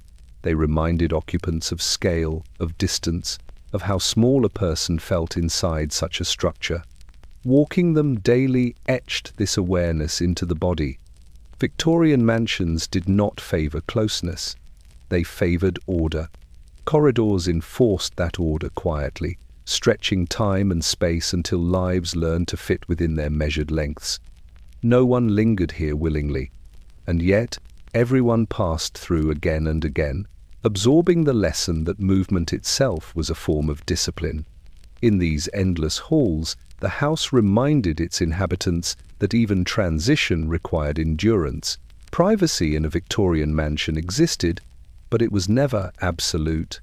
It was permitted, regulated, and quietly observed. Doors closed, certainly. Locks clicked into place. Keys rested in pockets or drawers, their weight reassuring but deceptive. The appearance of privacy mattered deeply, yet the house ensured that no one was ever fully beyond reach. Walls were thick, but they carried sound. Floors absorbed footsteps, but not entirely. Even behind locked doors, the presence of others lingered like a held breath. Privacy was a privilege, not a right. Bedrooms and studies could be secured, but keys were often shared, duplicated, or held by household authority. A locked door did not guarantee solitude. It signaled intention, which could be questioned. Servants might still enter at appointed times. Family members knocked lightly, then waited only briefly. The boundary existed, but it was permeable. The house preferred access. Keys symbolized trust, but also oversight. Certain rooms, medicine cabinets, writing desks, storage cupboards, were locked not to protect privacy, but to enforce order. Control of keys meant control of knowledge, of resources, of secrets. A person without a key moved carefully, aware of limits. A person with one learned restraint, knowing access could be revoked. Privacy was carefully staged. Public rooms offered no solitude at all. Private rooms offered conditional retreat. Truly secluded spaces were rare and often frowned upon. To withdraw too completely invited concern. Prolonged isolation suggested illness, melancholy, or moral lapse. The house allowed privacy only so long as it did not interfere with expectation. Women experienced this most sharply. Their rooms were sanctuaries in name, but not in function. Visitors entered freely under the guise of concern or duty. Servants attended constantly. Time alone was fragmented, interrupted. Emotional privacy, thought, feeling, grief was the most difficult to secure. Even diaries were sometimes read, letters intercepted, personal space quietly monitored. Men fared little better. Studies offered seclusion, but their purpose was productivity, not rest. Doors closed to focus, not to retreat. Time spent alone had to justify itself. A man lingering too long in isolation risked appearing idle or troubled. Privacy was tolerated only when it served order. Children were rarely granted it at all. Their rooms were supervised, doors left ajar, movements monitored. Solitude was considered risky, an invitation to imagination, disobedience, or weakness. The house taught them early that being alone was something to be managed, not enjoyed. Servants existed in constant exposure. Their quarters were shared, sparse, and accessible. Locks were minimal, privacy was secondary to availability. Their lives unfolded in proximity, observed not through malice but through necessity. The house required access at all times. Sound defeated secrecy. Even behind locked doors, voices traveled. A raised tone, a muffled sob, a restless step, these signals escaped containment. The house registered them quietly. Privacy became performative, dependent on silence as much as locks. This supervision shaped behavior deeply. People learned to edit themselves even when alone, to soften emotions, quiet thoughts, restrain reactions. The possibility of interruption lingered constantly. True release felt dangerous, even improper. The house trained self-surveillance so thoroughly that external oversight became almost unnecessary. Medicine often became the private refuge. When solitude could not be secured physically, it was sought internally. Calming drops, sedatives, and tonics offered an inward retreat, privacy of sensation rather than space. Thoughts dulled. Feelings softened. The house remained undisturbed. Locks and keys reassured without liberating. They suggested control while preserving access. They allowed the mansion to claim respect for privacy without surrendering authority. The boundary existed just enough to be managed, never enough to escape. In a Victorian mansion, privacy was not about freedom. It was about containment. The house allowed its occupants to close doors, but never fully shut themselves away. And over time, they learned to live within that constraint, guarding their inner lives carefully, speaking softly even when alone, and accepting that privacy, like comfort, was something to be rationed. Night did not quiet a Victorian mansion. It exposed it. As lamps were dimmed and doors closed, the house revealed a second rhythm, slower, heavier, impossible to ignore. Gaslight hummed faintly in wall fixtures, its glow softened until faces and corners blurred. Shadows lengthened along corridors, pooling where daylight never reached. The air, already still, grew denser, holding the day's breath as though reluctant to release it. The house began to move. Wood contracted and expanded with temperature, answering itself in creaks and muted pops. Pipes ticked behind walls, carrying water that sounded farther away than it was. Somewhere, a clock advanced with unwavering patience, each strike announcing time without offering comfort.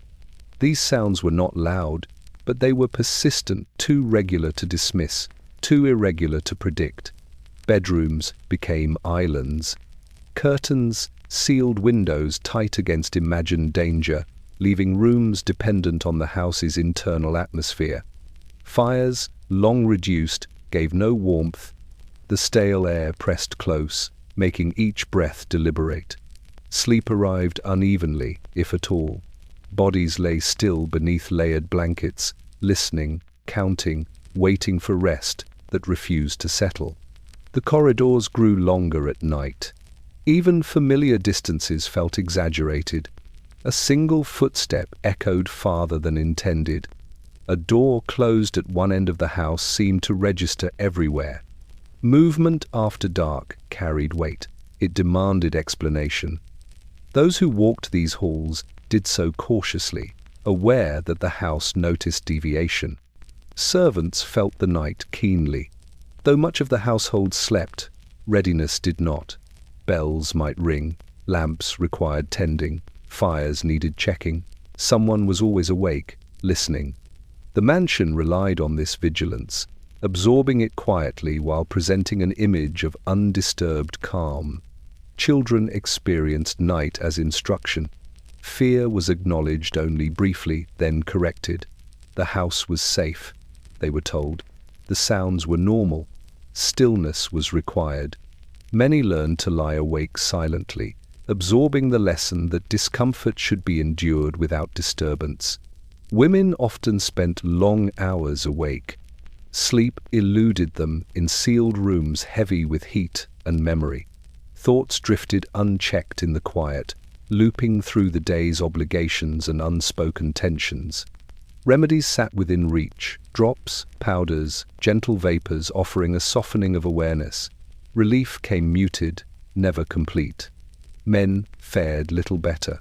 Authority provided no shield against restlessness. The house offered no release, only containment.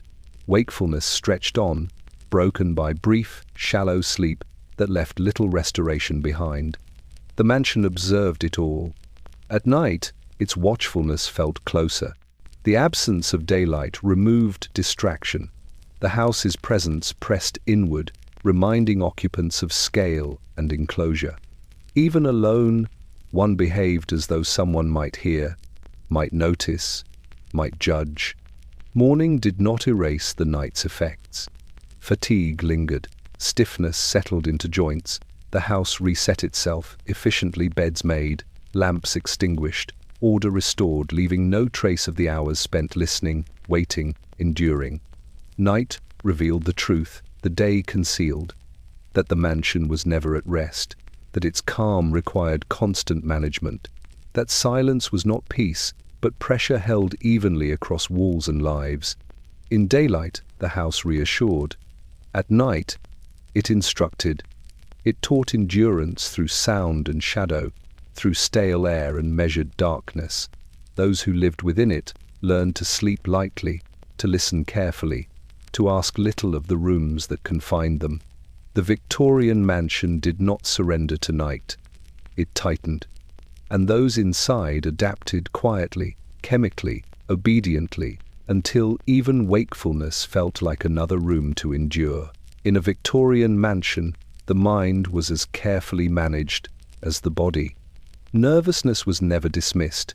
It was named, categorized, and treated as though it were a fragile organ in need of constant supervision.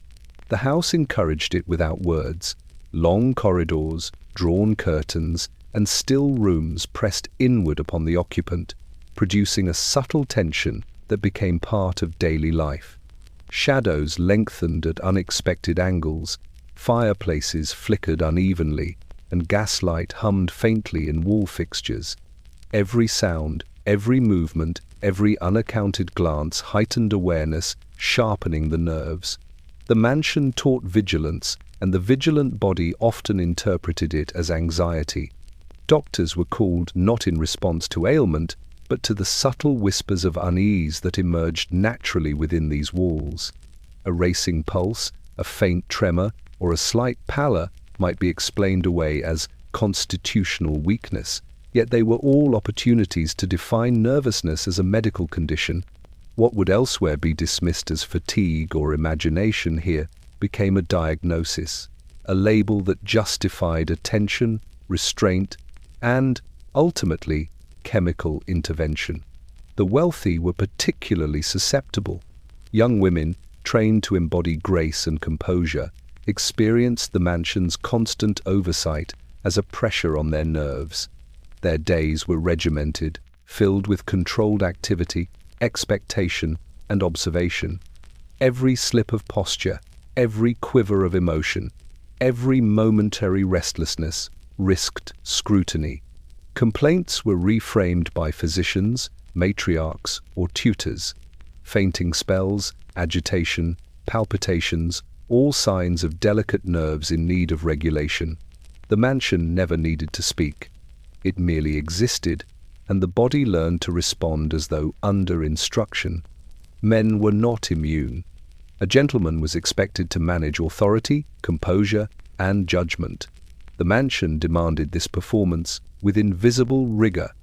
Any lapse of focus, any sign of emotional strain became evidence of temperament. Doctors reinforced the house's subtle lesson that mental agitation was a condition to be treated, managed, and concealed. Children absorbed these lessons unconsciously. From early childhood, they learned to monitor themselves, to compress energy and emotion, to behave quietly in rooms that offered appearance over comfort. Playfulness, exuberance, and curiosity were tempered by surveillance, taught indirectly through space, expectation, and the faint, constant pressure of the environment. What began as natural energy gradually became a subject for observation and correction. Treatment followed the diagnosis without question. Laudanum, ether, and tonics were administered with regularity, softening the nerves chemically where the mansion could not do so architecturally.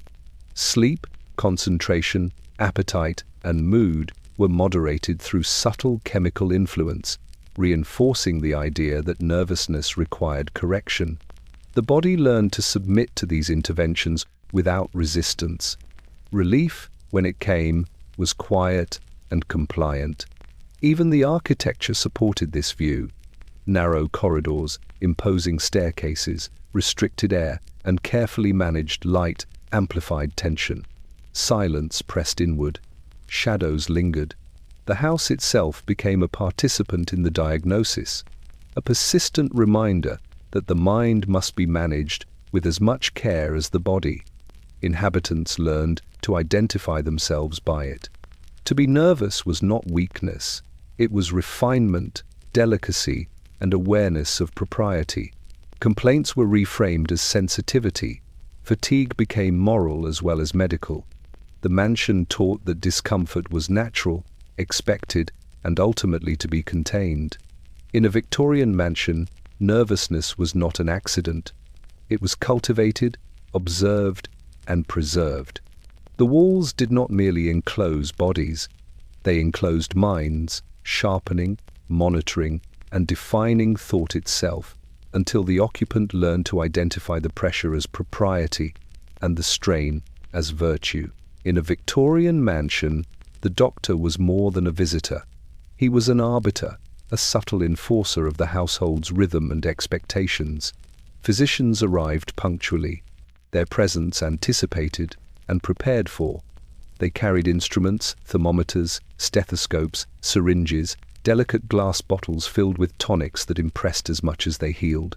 Yet their authority extended beyond medicine.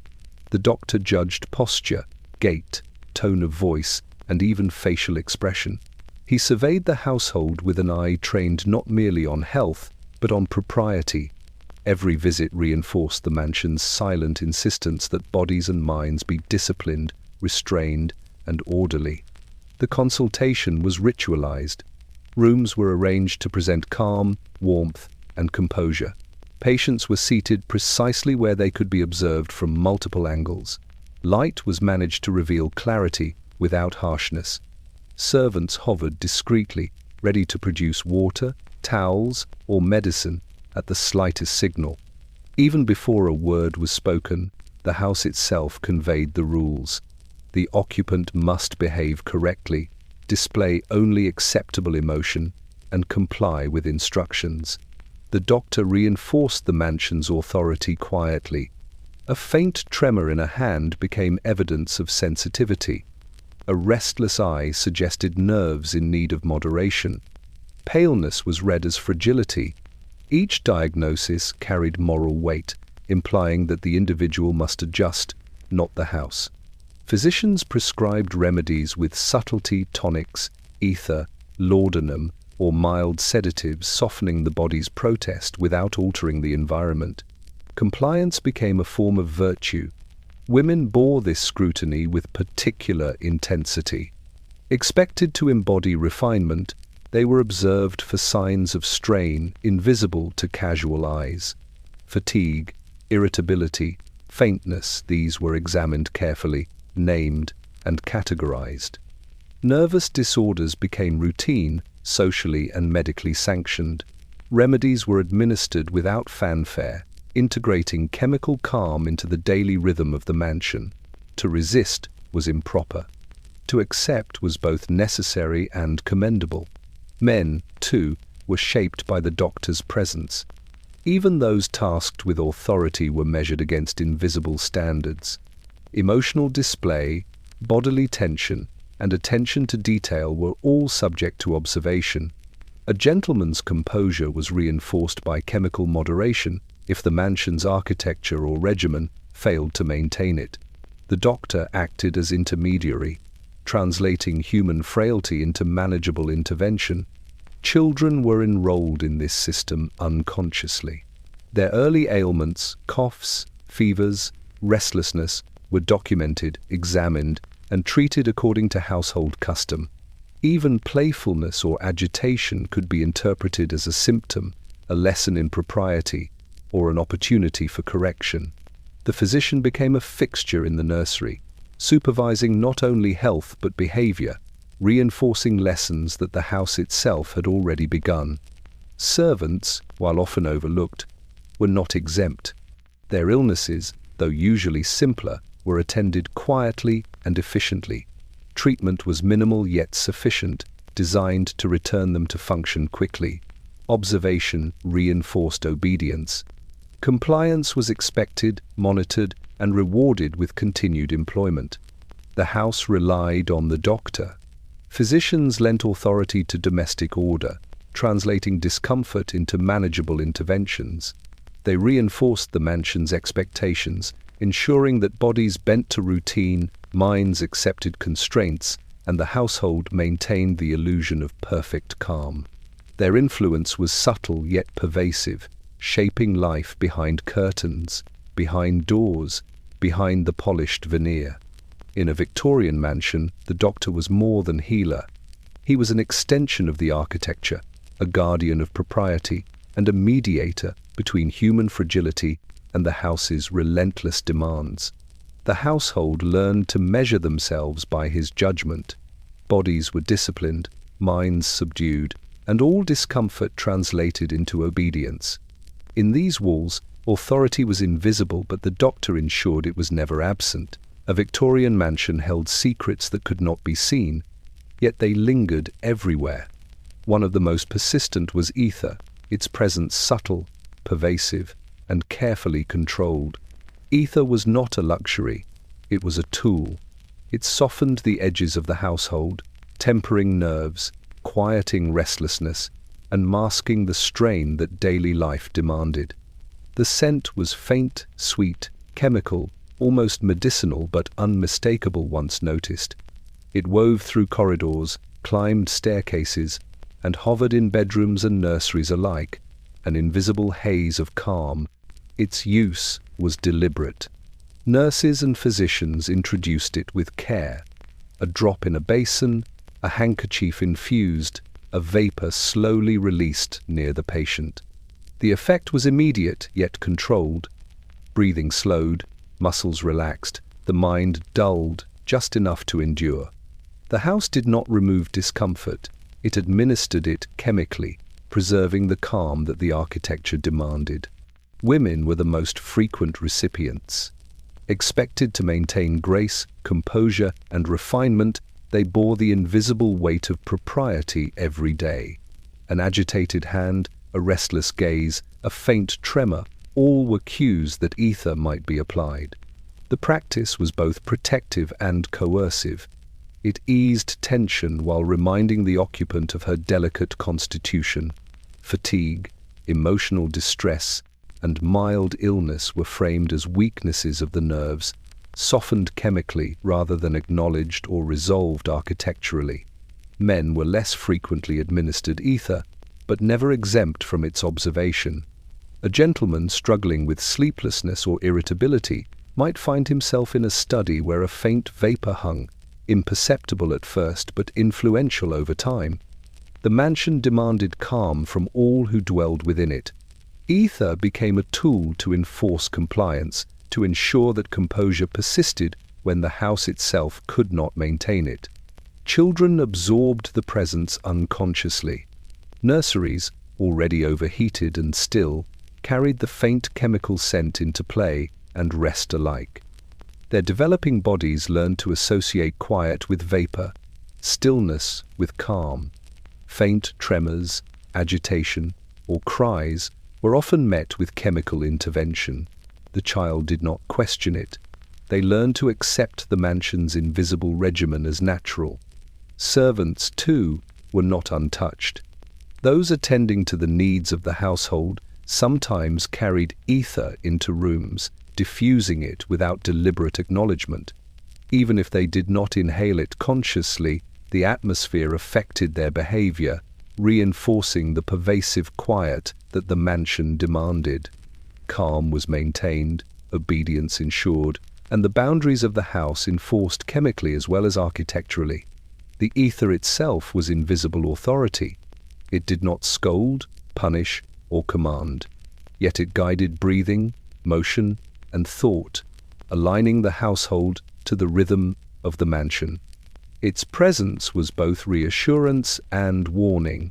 Calmness was expected, and chemical assistance would maintain it if natural composure faltered. At night, ether's effect was amplified.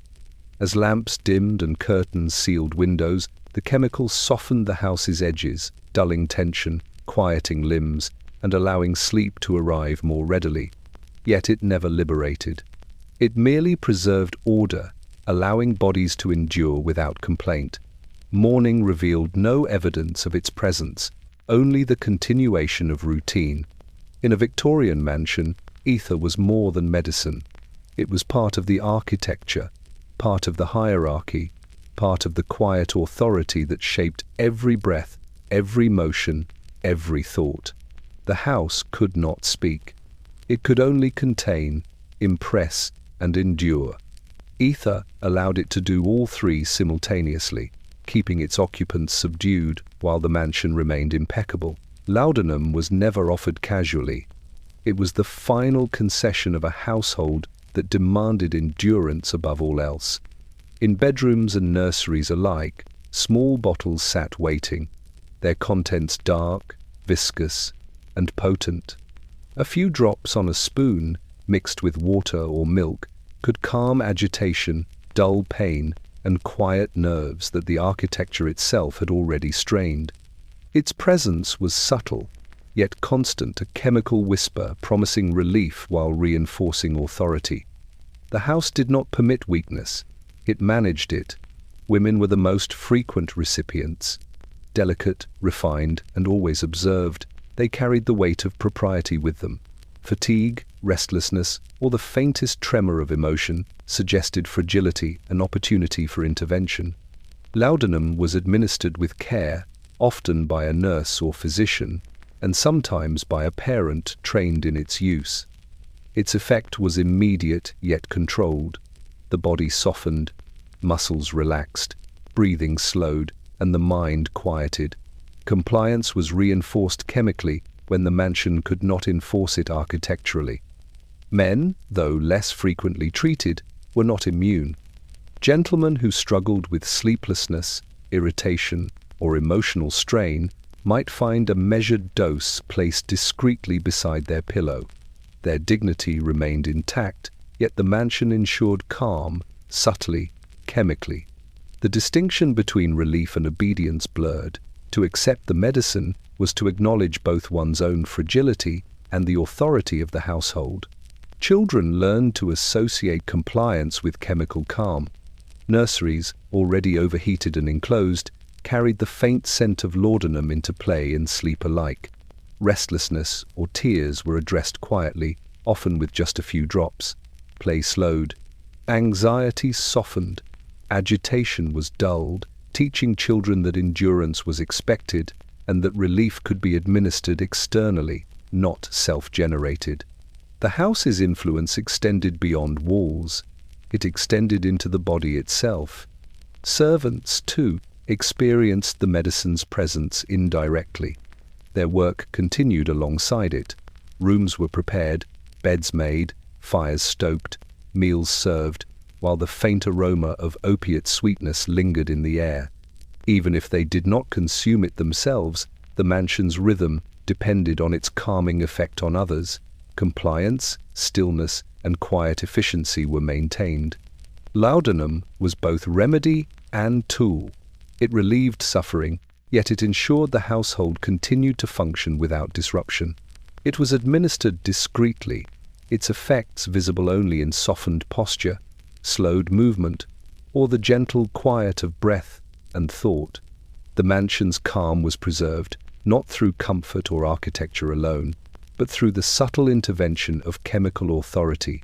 Its presence at the bedside was a silent reminder. Bodies required management, minds required moderation. The house could not bend to ease discomfort.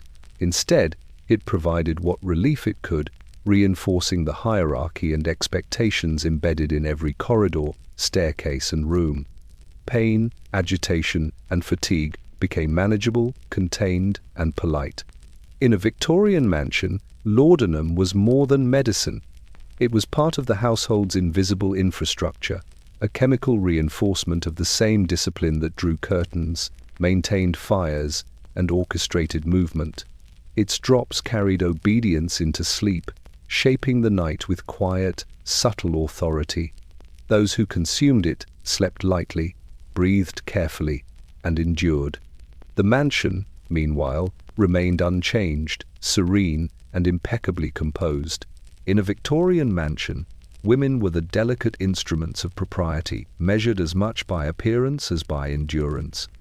Their fragility was observed, interpreted, and carefully managed, often with medicine as silent accompaniment. The house reinforced these expectations through architecture, routine, and surveillance. Rooms were arranged to shape behavior. Drawing rooms demanded composure. Bedrooms enforced stillness. Corridors reminded occupants of their place. Light and shadow fell strategically, highlighting elegance while concealing fatigue. Yet even within this careful order, the body betrayed its limits. Restlessness, paleness, headaches, faint tremors. These signs were never dismissed. They were acknowledged, catalogued, and treated. Nerves were medicalized. The term itself, nerves, became shorthand for female sensitivity and weakness. A fluttering hand, a racing pulse, or an unexplained shiver was not simply a symptom of discomfort. It was evidence of delicate constitution. The mansion interpreted this delicacy as requiring intervention, often chemical. Laudanum, ether, tonics, and subtle vapors were administered with precision, softening the body and tempering the mind. Calm was restored, obedience reinforced, and the household preserved its composure without altering its structure. Fatigue was redefined. A woman's exhaustion was rarely allowed to exist on its own terms. Instead, it was framed as nervousness, sensitivity, or predisposition to illness. Treatment followed diagnosis: a glass of something warming, a drop of tincture, a soothing vapor.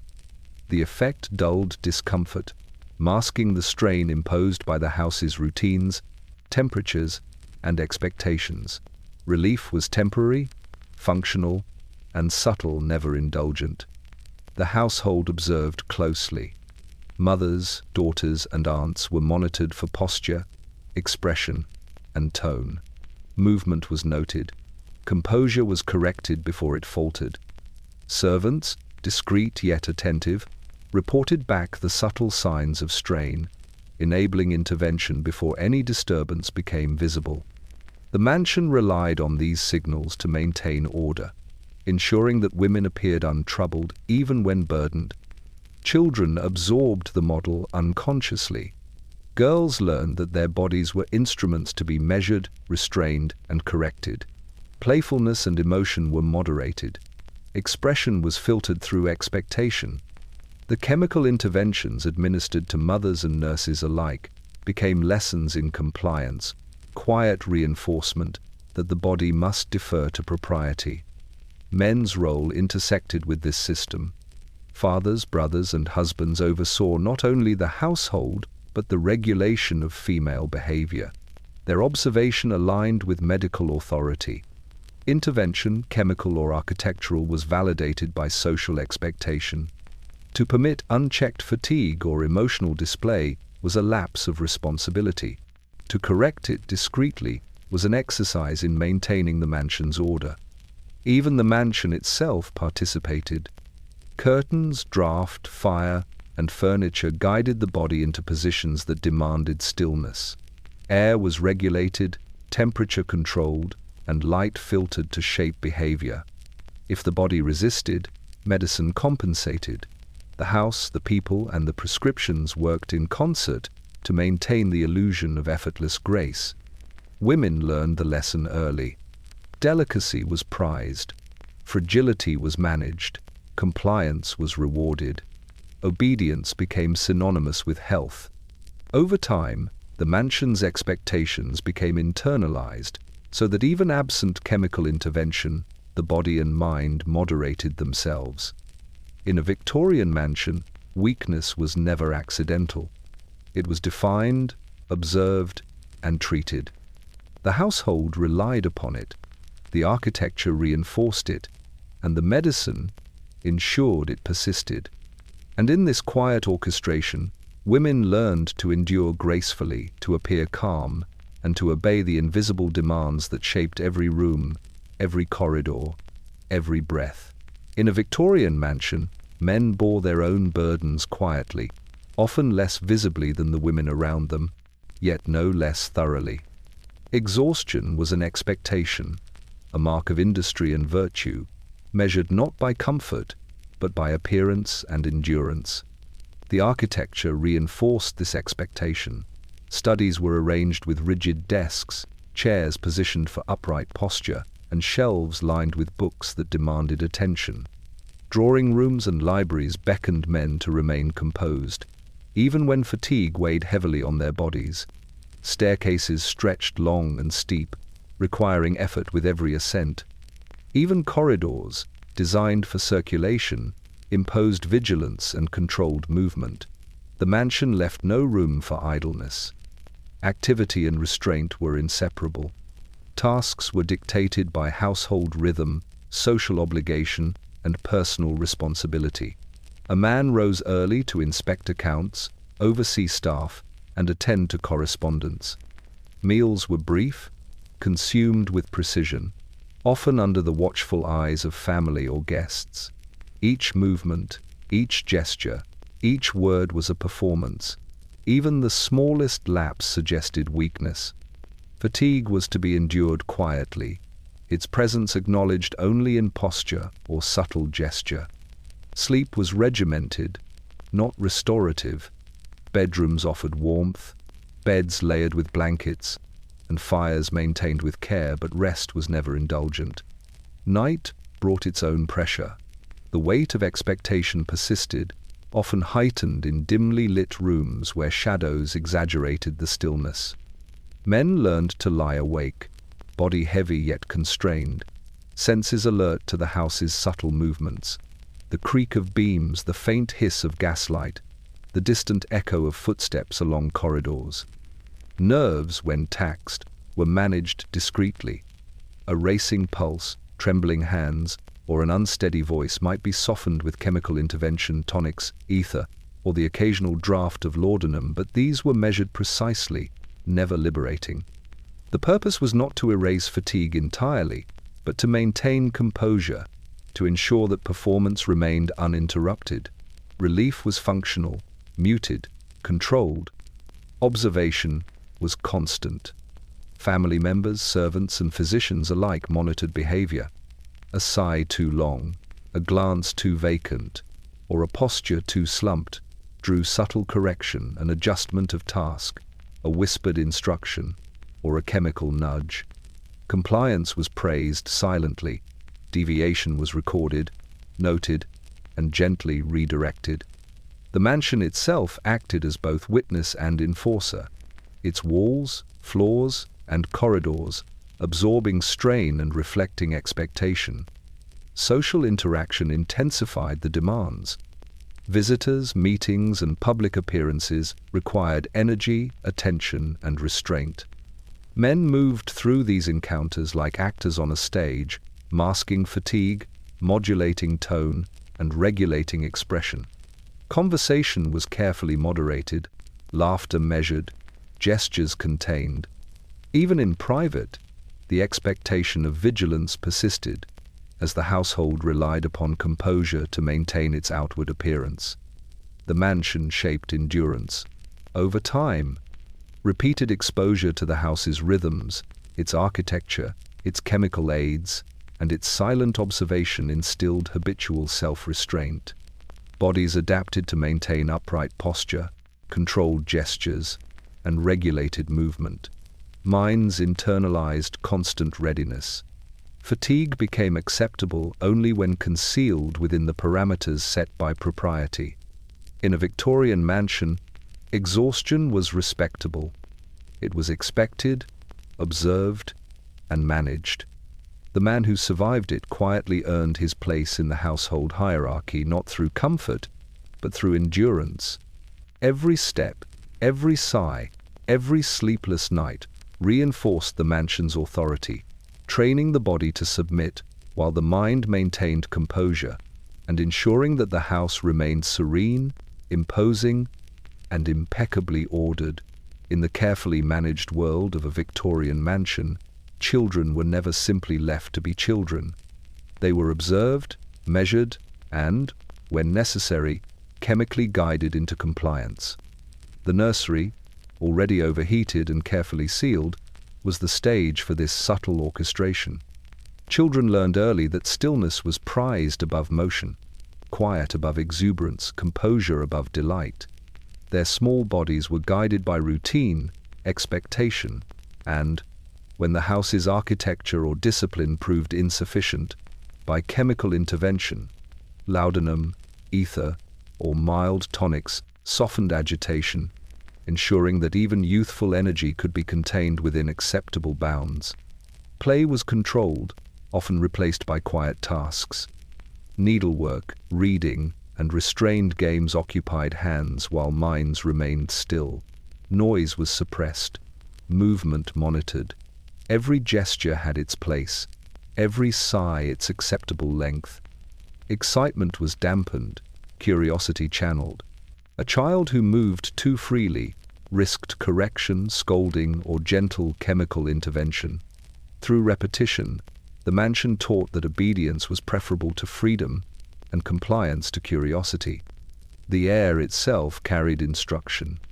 Warmth was maintained deliberately, often excessively, creating a thick atmosphere that made movement laborious and sleep alluring. Curtains were drawn, light diffused, shadows softened, and the faint scent of ether or laudanum mingled with the odor of heated wool. The environment pressed gently upon the body, shaping behavior before words ever reached the child. Restlessness became noticeable, an invitation for intervention. Sleep was a discipline in itself. Naps were scheduled, enforced, and closely observed. Faint resistance was met with whispered admonition or a small dose of chemical calm. Bodies learned to surrender quickly, to adapt to heat, pressure, and medication alike. The house ensured that slumber arrived as expected, not when the child desired. Sleep became another aspect of propriety, another measured component of existence within the mansion. Observation never ceased. Servants and nurses monitored children constantly, noting tremors, flushed faces, or agitation. Even subtle signs, slight fidgeting, wandering gaze, whispered complaints were attended to before they could disrupt the household's calm. Discipline was preventative. The child learned to anticipate correction, to moderate behavior preemptively. Compliance became instinctive. integrated into the child's understanding of the house and its expectations. Medicine reinforced authority. Where architecture and routine could not enforce stillness, chemicals intervened.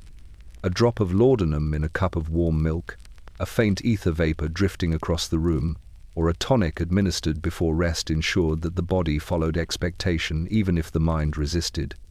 Relief was quiet, temporary, and functional, never indulgent. Compliance was internalized as the child grew, learned, and observed that resistance was futile. The lessons were lasting. By the time children left the nursery for the wider house, they had learned restraint as instinct. Movement was moderated, voice softened, and emotion measured. Even in private, bodies adapted to the rhythms and pressures first imposed in heat-filled rooms and reinforced with chemical calm. The mansion's authority had been absorbed into the flesh, inseparable from the child's perception of propriety and obedience. In a Victorian mansion, childhood was carefully administered. It was not spontaneous, not playful, not free. It was orderly, observed, and, when necessary, sedated. The house taught endurance, compliance, and quiet, ensuring that the next generation would navigate its corridors, rooms, and routines with a body trained to obey, a mind accustomed to stillness, and a will softened into conformity. Children learned early, to resist was futile, to comply was survival, and in this way the mansion preserved its calm across generations. In a Victorian mansion, the boundaries between health and fragility were thin, porous, and carefully observed. Illness was not always illness. It was a sign, a signal, a tool through which the household maintained order. The architecture itself contributed to the perception of frailty. Rooms were sealed, corridors long, drafts subtle but persistent. Heat was uneven, light filtered, air thick. Under these conditions, bodies reacted as they always do, heads ached, limbs tired, nerves tightened, but the mansion framed these responses as indicators of delicate constitution rather than consequence of environment. The house insisted that vulnerability was inherent, that weakness was natural, and that attention must be given accordingly.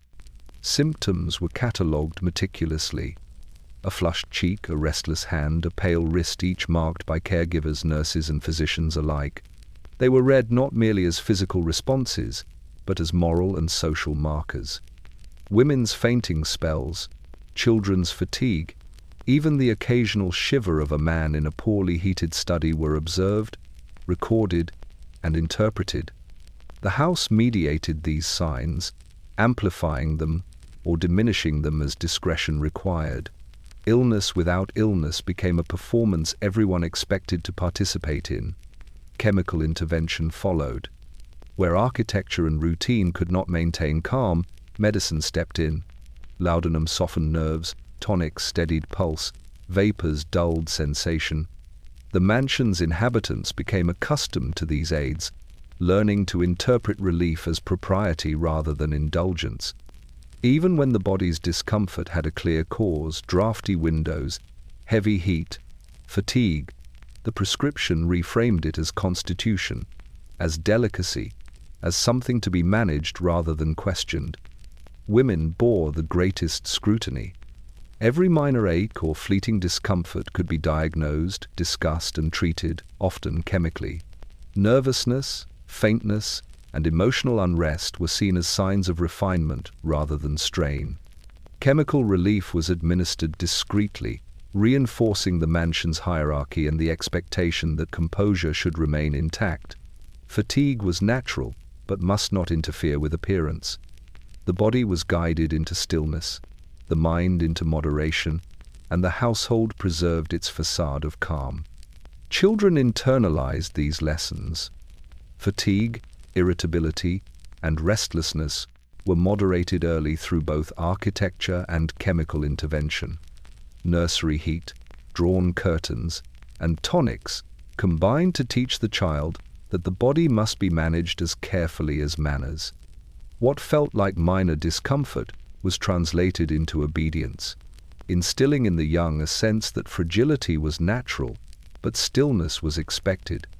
Men, too, were included in this quiet oversight. Faint headaches, shortness of breath, or restless limbs were noticed, interpreted, and sometimes mitigated with tonics. Illness was rarely acknowledged as a break from expectation. Instead, subtle chemical assistance allowed the household to maintain order, while appearances remained impeccable. Servants, although less attended to, were aware of the system. They witnessed the precision with which bodies were monitored and treated. They understood that the mansion required calm, that the household's authority extended into the very composition of every limb, every breath, every motion. The lessons were clear. Endurance was expected. Fragility was to be managed. Illness, without illness, became the mansion's quiet doctrine. It was less about health than about control, less about care than about order. Bodies learned to submit, minds learned to moderate, and chemical aids ensured compliance when architecture and social expectation alone were insufficient. The mansion maintained its calm, and those within adapted to it, aware of fragility, obedient to routine, and softened into stillness. In a Victorian mansion, suffering was always managed. Even when no disease existed, attention, chemicals, and observation ensured that the household continued undisturbed. Fragility became invisible infrastructure, an unspoken support for order, and a lesson passed quietly from generation to generation. In the halls and rooms of a Victorian mansion, calm was not merely desirable, it was imperative.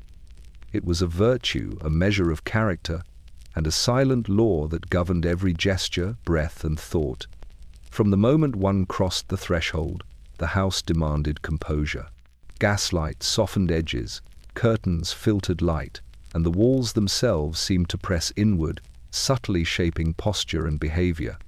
Voices were moderated, movement tempered, expressions restrained.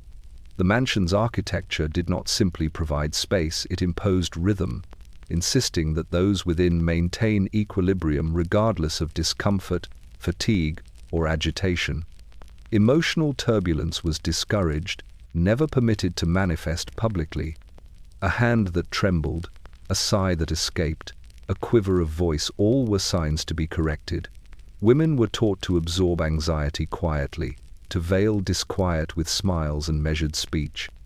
Men were instructed to display authority with steady hands and restrained tone, masking weariness beneath composure. Children learned early to moderate emotion, understanding instinctively that their small outbursts threatened the equilibrium of the house itself. Calm was reinforced by architecture. Drawing rooms, corridors, and staircases were arranged to guide movement and posture, creating spaces that encouraged restraint. Narrow passages forced attentiveness. High ceilings and long sightlines ensured that gestures were visible, even when subtle. Furnishings encouraged upright posture, reduced slumping, and promoted stillness. The mansion itself became a tutor, teaching that disorder, emotional or physical, was improper, and composure mandatory. Chemical intervention softened the edges where architecture failed. Ether, laudanum, and tonics dulled nerves, quieted agitation, and aligned bodies to the rhythm the house demanded. Relief was not indulgent, it was functional. It ensured that composure remained intact, while the mansion retained its order. Compliance became habitual. Calm was no longer a performance, it became instinct. Silence accompanied calm as reinforcement. Rooms absorbed sound, dampened voices, and amplified restraint. A whisper carried further than expected. Creaking floors reminded the occupant of presence and observation. The mansion ensured that even in solitude, the body and mind moderated themselves, anticipating expectation rather than responding to it. Observation was subtle, pervasive, and constant. Servants, physicians, and family alike noticed signs of agitation before they became visible. Restlessness was quelled preemptively. Fatigue was treated chemically, Anxiety was softened into quiet endurance. The house demanded not only outward calm but internalized stillness, training occupants to self-regulate even when unsupervised. Calm became a moral metric. To appear serene was to signal virtue, control, and propriety. To falter was to reveal weakness, social, moral, and personal. The mansion enforced this standard through architecture, ritual, and chemical assistance alike. Residents learned to equate steadiness with worth, moderation with honor, and endurance with refinement. Even the youngest absorbed the lesson. Children observed composure modeled, felt its expectation pressing upon them, and internalized the mansion's requirements. Play was measured, speech moderated, and behavior corrected before observation even occurred. Calm was instilled as instinct, reinforced by heat, light, shadow, and chemical influence. In a Victorian mansion, calm was never optional. It was a duty, a moral obligation, and an ever-present expectation. The architecture, the routines, the medicines, and the silent observation worked in concert to ensure that the household remained serene. Bodies learned to endure, minds to moderate, and appearances to remain impeccable. To falter in composure was to fail quietly.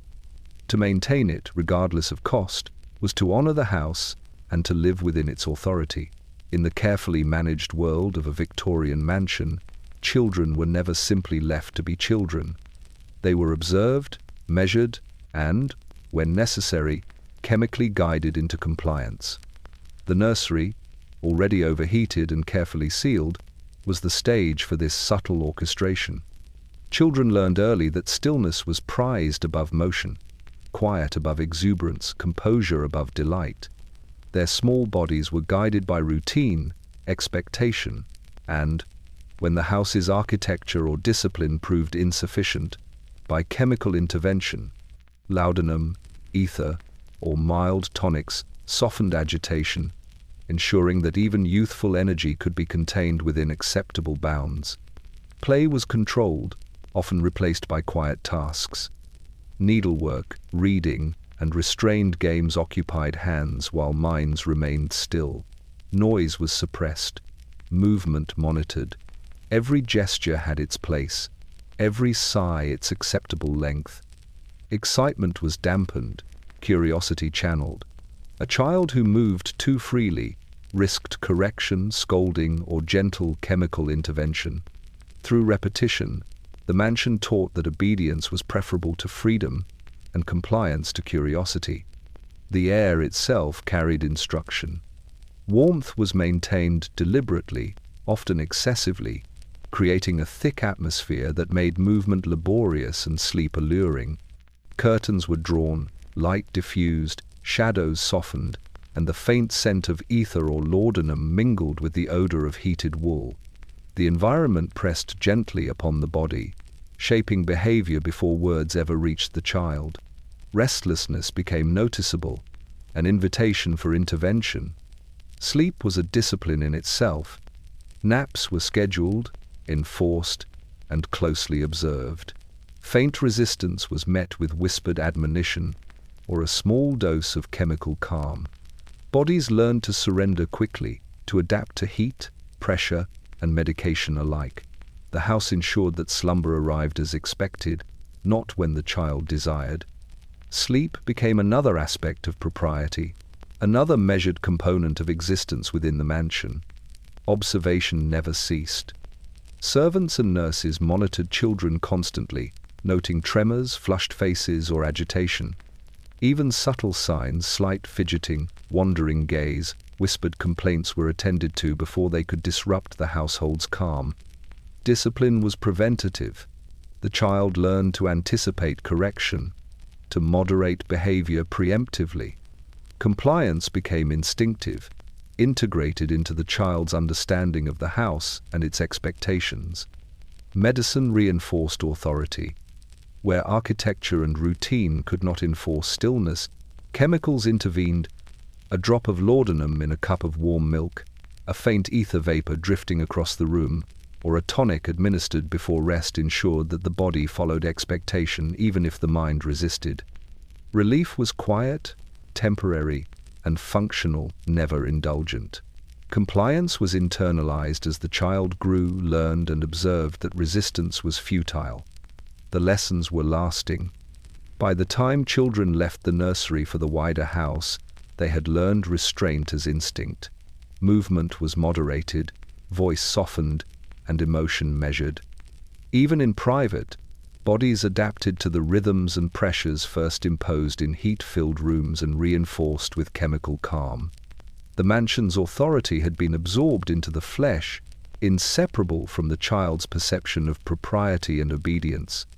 In a Victorian mansion, childhood was carefully administered. It was not spontaneous, not playful, not free. It was orderly, observed, and, when necessary, sedated. The house taught endurance, compliance, and quiet, ensuring that the next generation would navigate its corridors, rooms, and routines with a body trained to obey, a mind accustomed to stillness, and a will softened into conformity. Children learned early: to resist was futile, to comply was survival. And in this way, the mansion preserved its calm across generations. In a Victorian mansion, isolation was never accidental. It was cultivated, expected, and, when necessary, enforced. The lady of the house, or sometimes a young daughter, or a guest under observation, might spend entire days within the confines of a single room. Curtains drawn, door closed, fire maintained at a measured glow. The rest of the household continued its routines elsewhere, yet this solitary figure was never alone. The mansion observed quietly, its architecture, furniture, and light conspiring to maintain both enclosure and vigilance. The room itself shaped behavior. High-backed chairs encouraged upright posture. Cushions were firm, discouraging indulgent comfort. Tables, desks, and dressing stands required precise motion, diverting attention from wandering thoughts. Even the floorboards reminded the occupant of presence, a subtle creak beneath shifting weight, the gentle resistance of thick carpets, the faint hum of settling walls. Movement became deliberate, controlled, measured. Isolation was reinforced chemically. Laudanum, ether, or tonics might be administered with care. A sip of medicine before rest, a faint vapor drifting across the room, ensured compliance. Fatigue, agitation, or restlessness were softened, not removed, and always in a way that preserved composure. The mansion did not aim to comfort, it aimed to maintain balance. The lady learned early to internalize control. Hours spent alone became an exercise in self-regulation. Emotional expression was restrained. Energy channeled into small, acceptable activities: reading, embroidery, letter writing. Conversation was conducted sparingly, often with attendants trained to speak minimally. The body adapted to stillness, the mind to quiet observation. Dependence was reinforced at every moment, yet remained invisible to her own awareness. Meals arrived at appointed intervals, carefully timed. Servants entered silently, set trays or tea before withdrawing. The room returned to stillness almost immediately. The lady ate without disturbance, moderated herself by instinct, and understood that consumption was measured, acceptable, yet never indulgent. The mansion ensured that nourishment was functional, not pleasurable. Visitors were permitted rarely, and always, under protocol. If someone arrived, the lady prepared herself according to expectation: posture precise, expression composed, movements deliberate. The room's curtains were adjusted, light managed, and seating chosen to maximize decorum. Any deviation from calm drew silent correction, whether in glance, word, or gentle guidance. The mansion's expectations were rehearsed and absorbed, not argued with. Sleep followed similar rules. Curtains closed, fire maintained, windows sealed. The air was warm, heavy, slightly scented with ether, or laudanum. The body learned to surrender, to rest quietly, obediently, and without complaint. Wakefulness was intermittent. Dreams, controlled by environment and chemical influence, rarely allowed full emotional release. Morning revealed composure intact, fatigue hidden, and the house unchanged. Isolation became identity. The lady who never left her room learned endurance, subtlety, and compliance as instinct.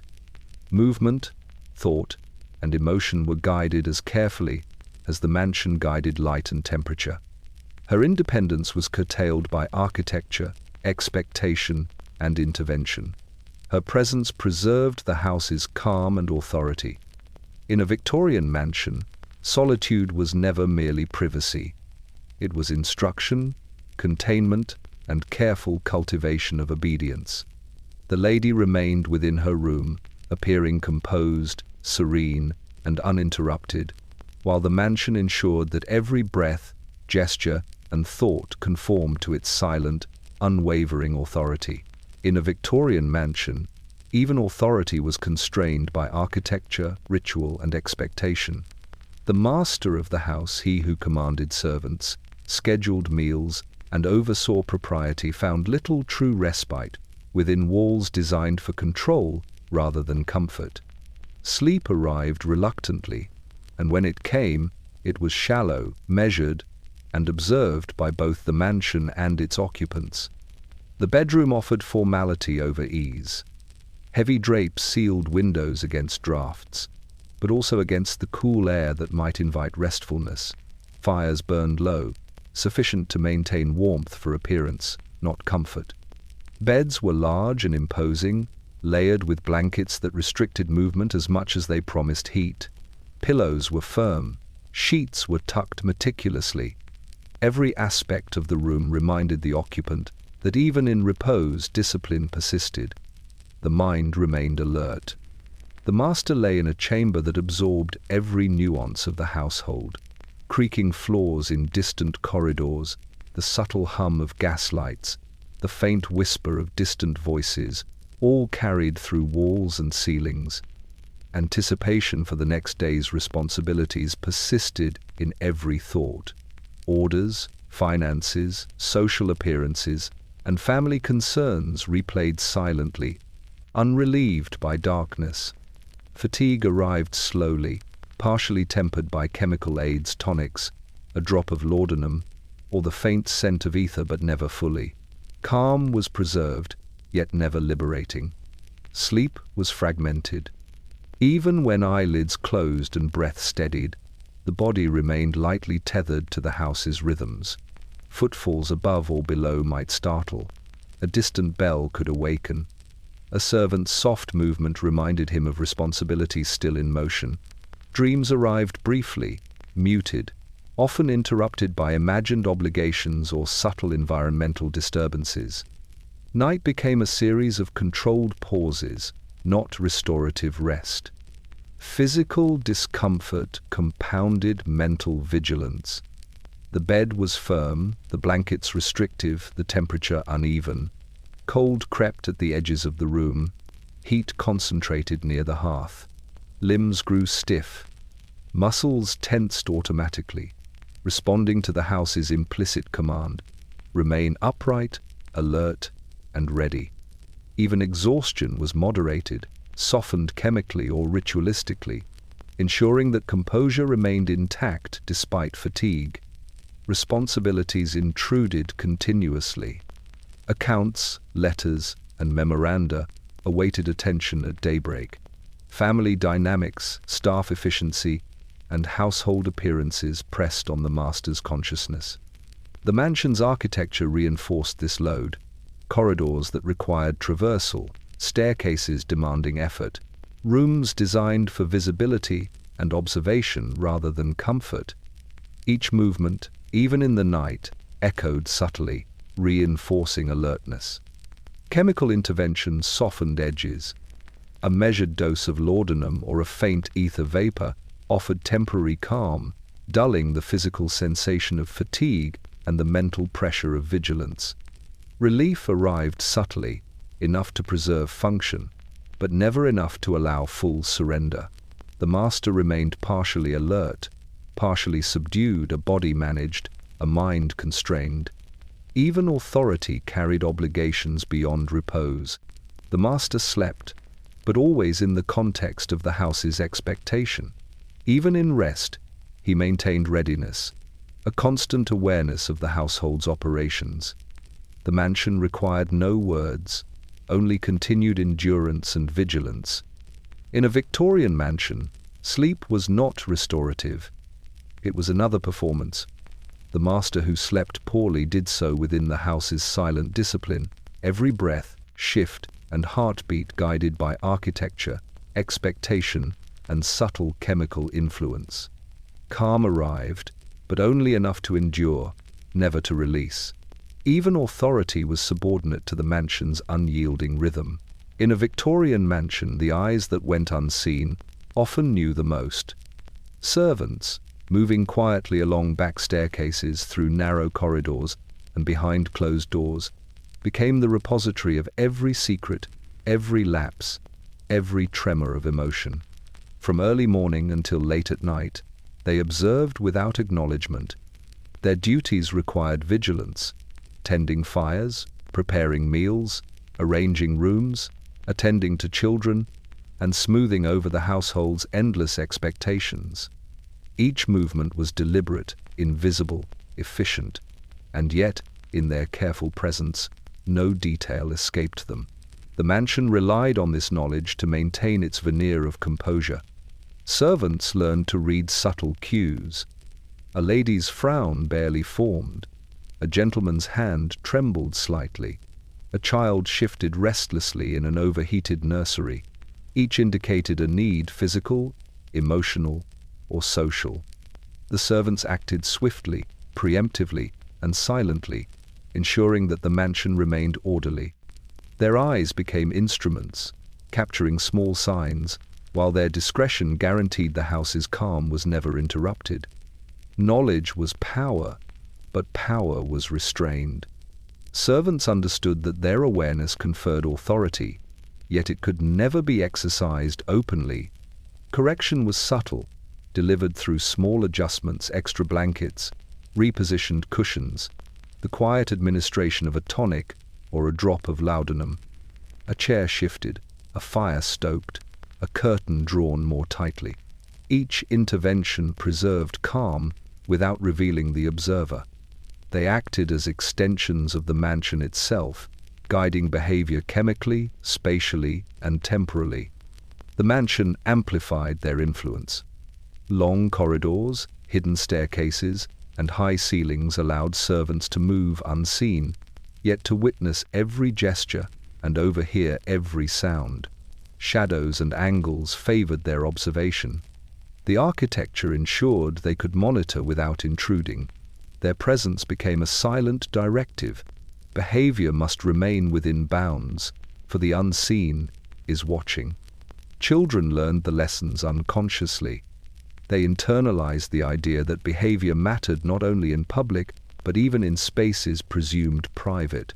Restlessness, noise, or emotional display was softened before it could disrupt the household. The servant's observation was invisible, yet its effects were profound. Children moved cautiously, whispered carefully, and moderated instinctive impulses, absorbing discipline before it needed to be imposed. Women bore the weight of these unseen eyes. Expected to maintain composure, they were monitored in bedrooms, nurseries, and drawing rooms. Slight hesitation, a tremor of hand, or the shadow of fatigue was noted, adjusted, or corrected. Intervention was often chemical. A tonic, laudanum, or vapor drifted silently through the room. Calm arrived not through relief alone, but through the certainty that observation was constant, thorough, and invisible. Men, though less frequently scrutinized, were equally constrained. Servants anticipated their needs, ensured readiness, and prevented disorder. Even authority was tempered. The house relied on those unseen to maintain order, to intercept minor lapses before they became visible. The mansion could remain composed only because its observers moved silently, efficiently, without acknowledgement. Knowledge carried responsibility. A servant who saw too much, or acted too obviously, threatened the delicate balance of calm the house maintained. To be seen was to compromise the illusion. Discretion was essential. The mansion relied on this fidelity, trusting that the eyes that knew everything would interfere only when necessary. In a Victorian mansion, the unseen was omnipresent. Servants knew every detail, yet revealed nothing. They preserved calm, managed behavior, and ensured that the house remained impeccably composed. They carried the mansion's memory, its authority, and its expectation, all without acknowledgement, all without praise. The mansion was serene. The household appeared composed, and the truth of the house, the knowledge, the control, the subtle guidance resided entirely in those who went unseen.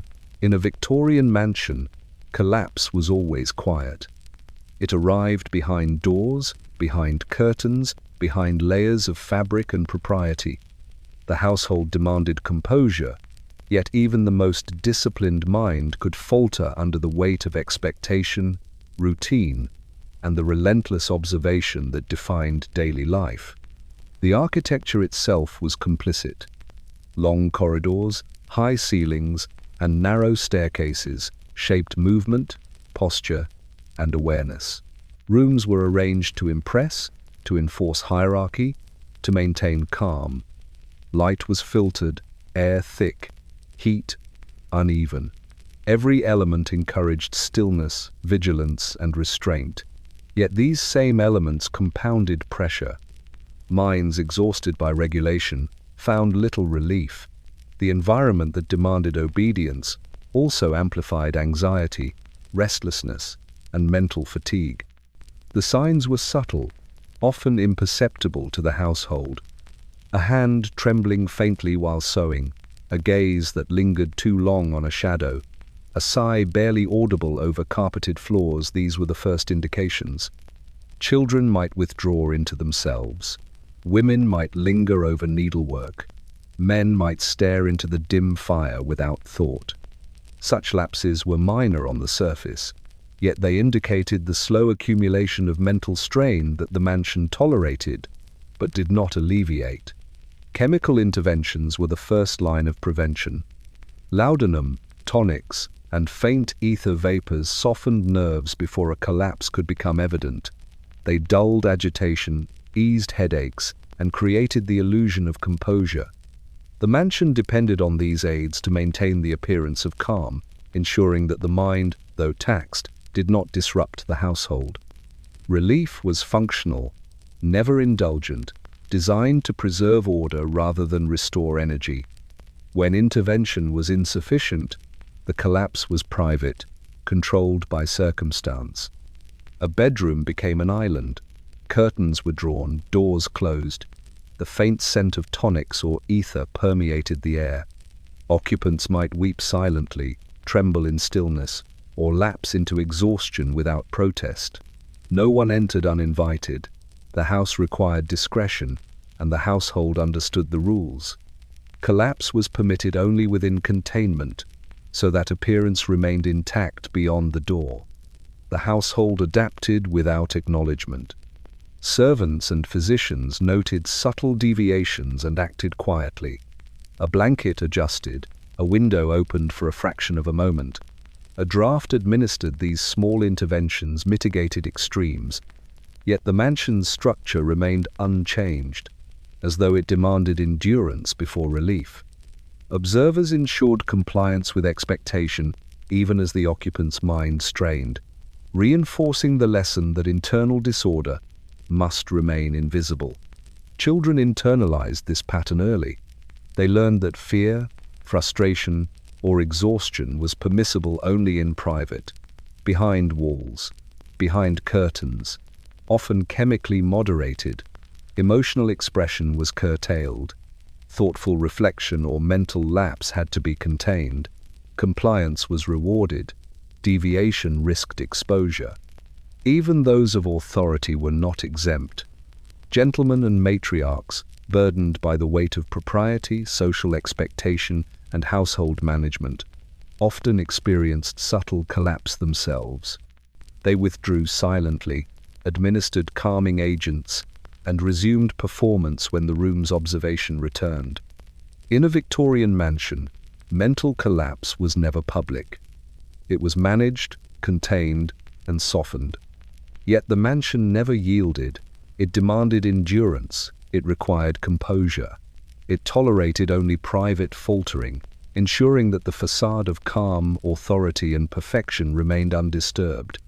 Here, behind closed doors, minds frayed quietly, and the house continued, impeccable, unyielding, and perfectly composed.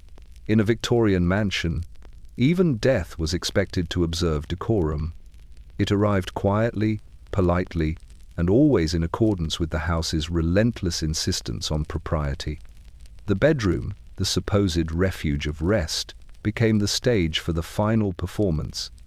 Curtains were drawn, light filtered through heavy fabric, and the air was controlled with measured heat and faint chemical scent. Fires burned softly, never high enough to draw attention, yet sufficient to maintain the appearance of comfort. The walls, the furniture, the very floor seemed to anticipate the presence of decline, offering a setting that demanded silence, stillness, and dignity. Illness preceding death followed the mansion's rhythm. Weakness was observed meticulously, recorded, and treated with gentle chemicals, tonics, laudanum, ether softening the body and quieting nerves without interrupting the household's routines. Servants moved silently, attending to needs as they arose, ensuring that suffering was managed discreetly. The occupant's pain was diminished not for relief alone, but for the preservation of calm. Every groan, tremor, or gasp was softened, measured, and contained within the room's strictures. Women bore this spectacle most intensely. Expected to embody refinement, they approached death with composure as a moral obligation. The mansion demanded that weakness be hidden, distress softened, and fatigue masked. Even in the face of physical decline, posture and expression were regulated, creating the illusion that dignity persisted even as life ebbed. Medication was administered discreetly to ensure calm, and attendance monitored without comment, preserving the boundary between appearance and reality. Men, though outwardly more stoic, were equally constrained. A gentleman's death required control. Pain was managed chemically, weakness moderated, and collapse softened. The mansion ensured that no display of vulnerability breached the boundaries of propriety. The architecture supported this. Tall ceilings, heavy drapes, and carefully positioned furniture framed the body in dignity, while light and shadow concealed the deeper struggles of mortality. Children and heirs were instructed in quiet observation. They witnessed illness and decline within the mansion's strict parameters, learning that suffering must remain contained, that grief must be tempered, and that respectability persisted even in the presence of death.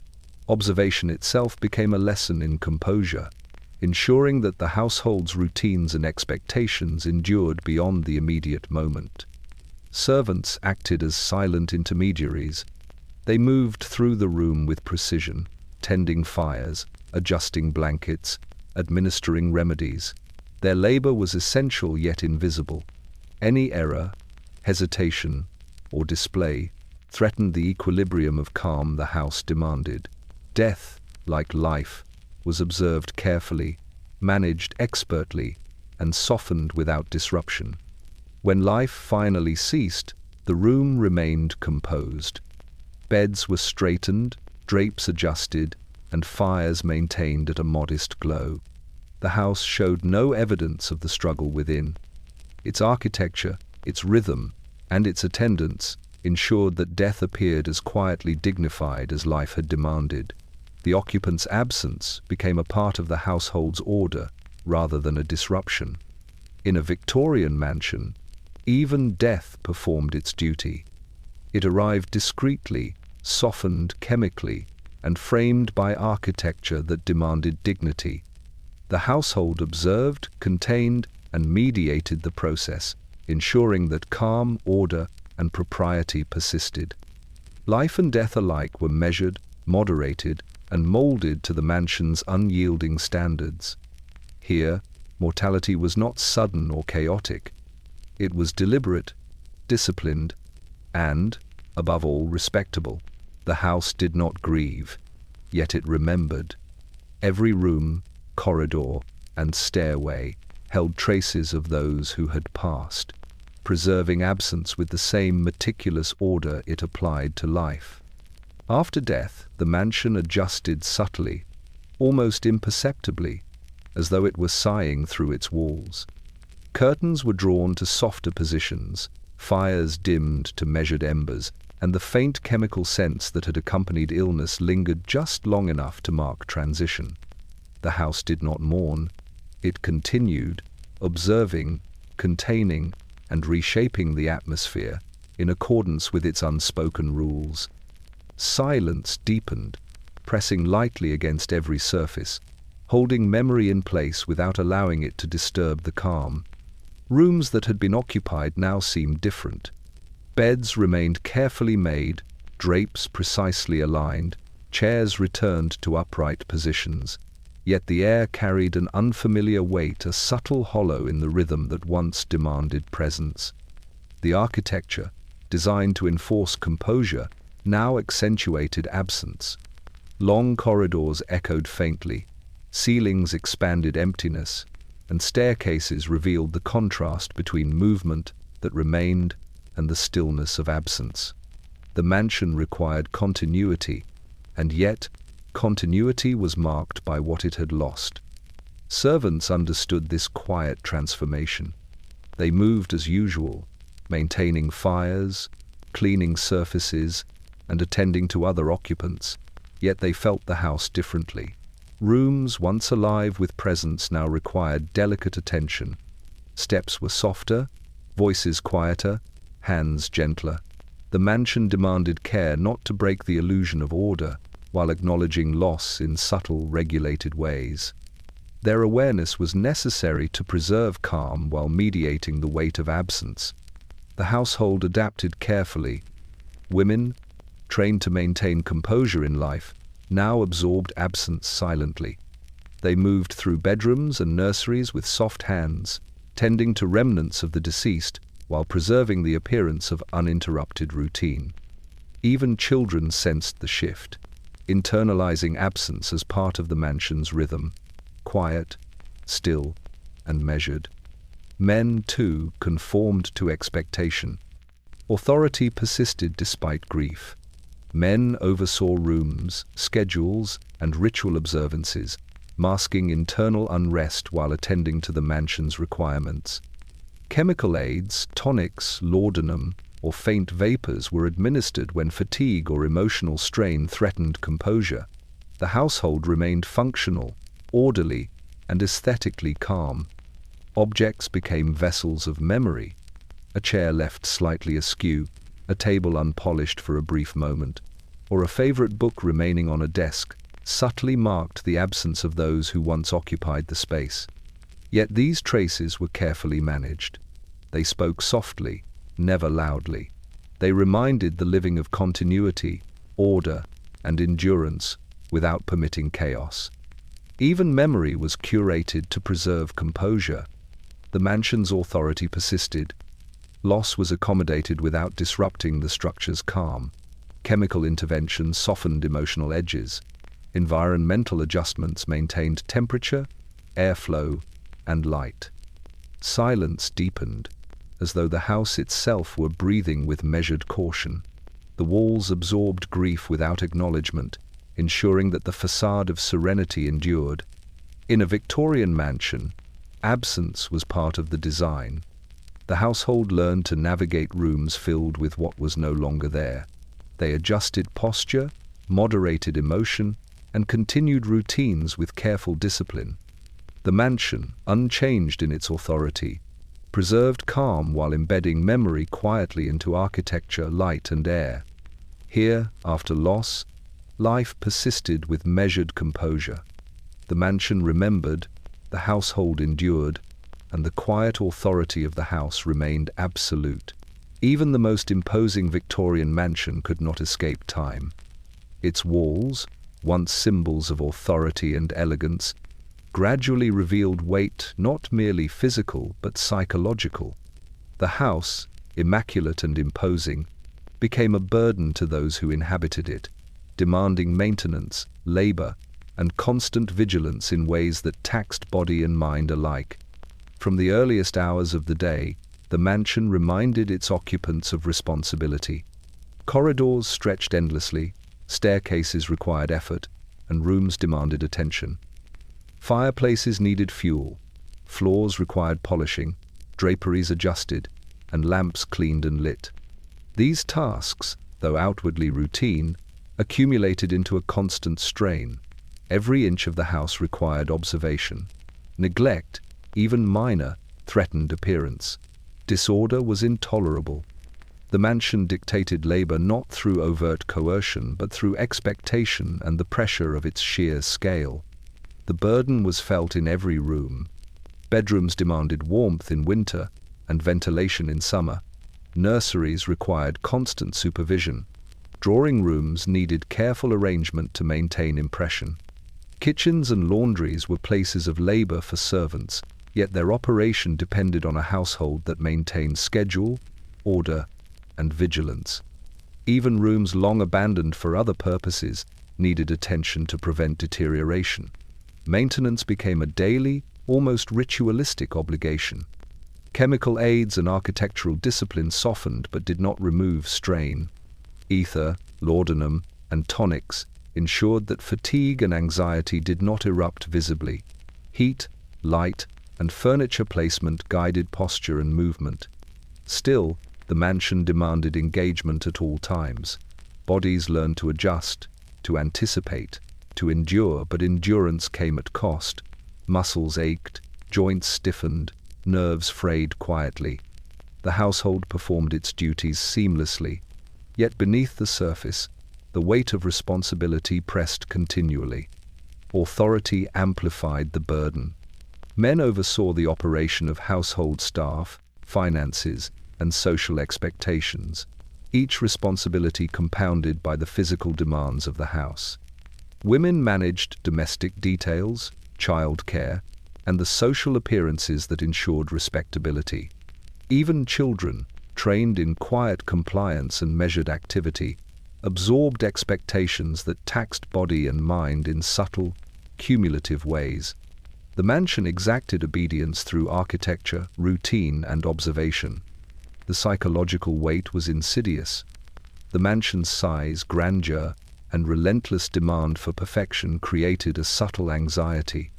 Every echo, every creak, every flicker of gaslight reminded inhabitants that they were observed by the house itself, by servants, and by social expectation. The facade of order depended upon their constant labor, internal and external. Rest and leisure were permitted, but always within limits. Indulgence threatened perception. Fatigue became habitual, embedded, expected. Maintenance itself became a performance. The mansion required constant attention as proof of respectability. Polished floors, aligned furniture, tended fires, and controlled air all demonstrated discipline.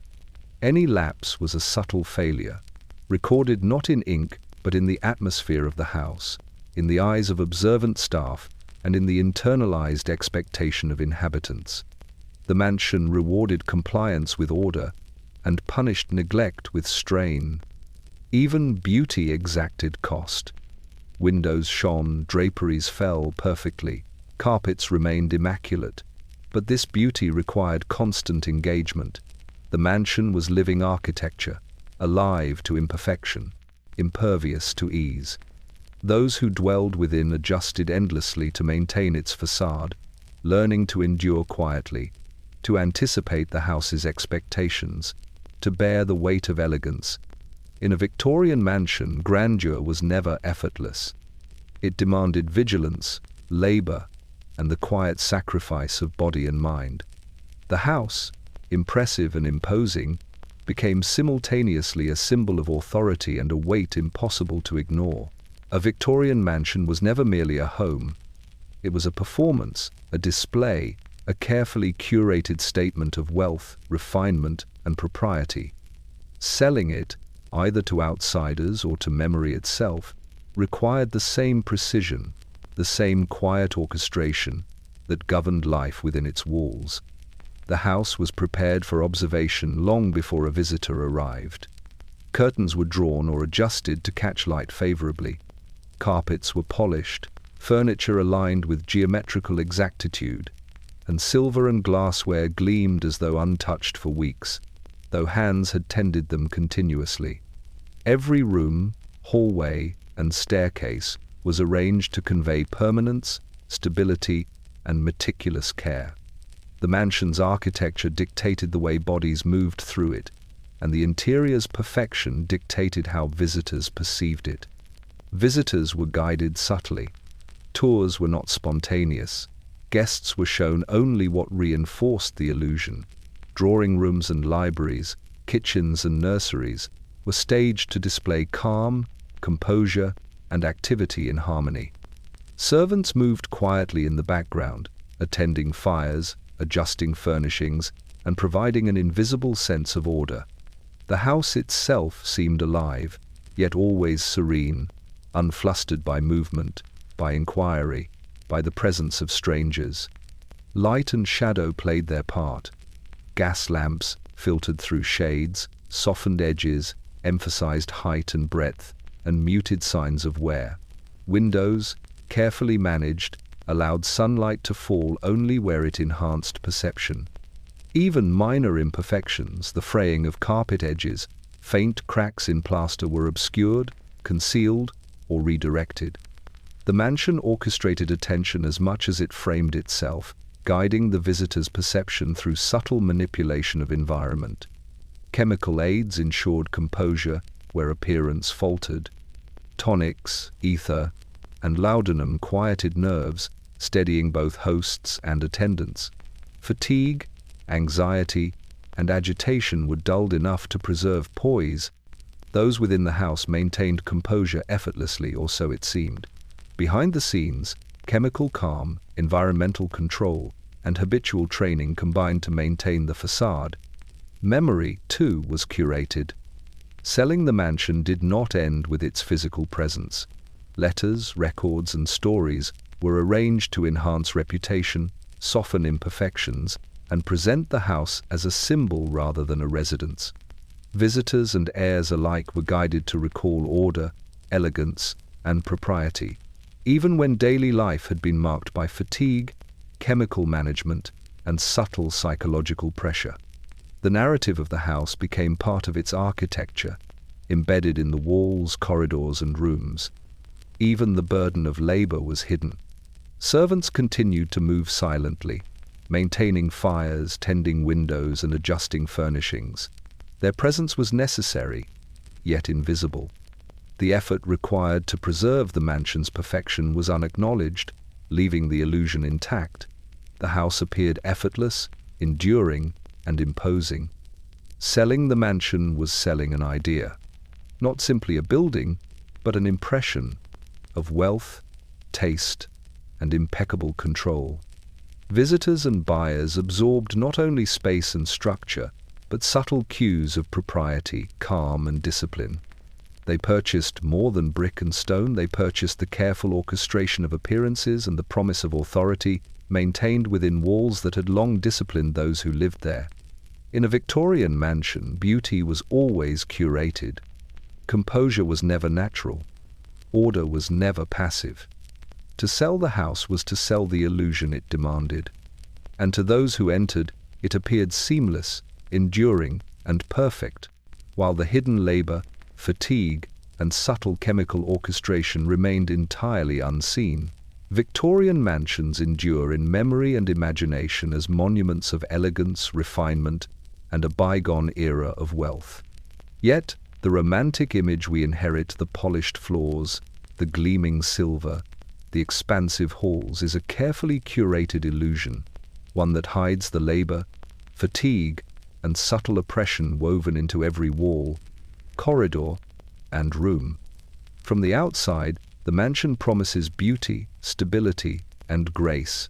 Its stone facades rise with symmetry, ironwork gleams, windows align with mathematical precision. The approach itself suggests calm and order. Visitors and later generations are drawn to the grandeur, assuming comfort, prosperity, and leisurely life await behind the doors.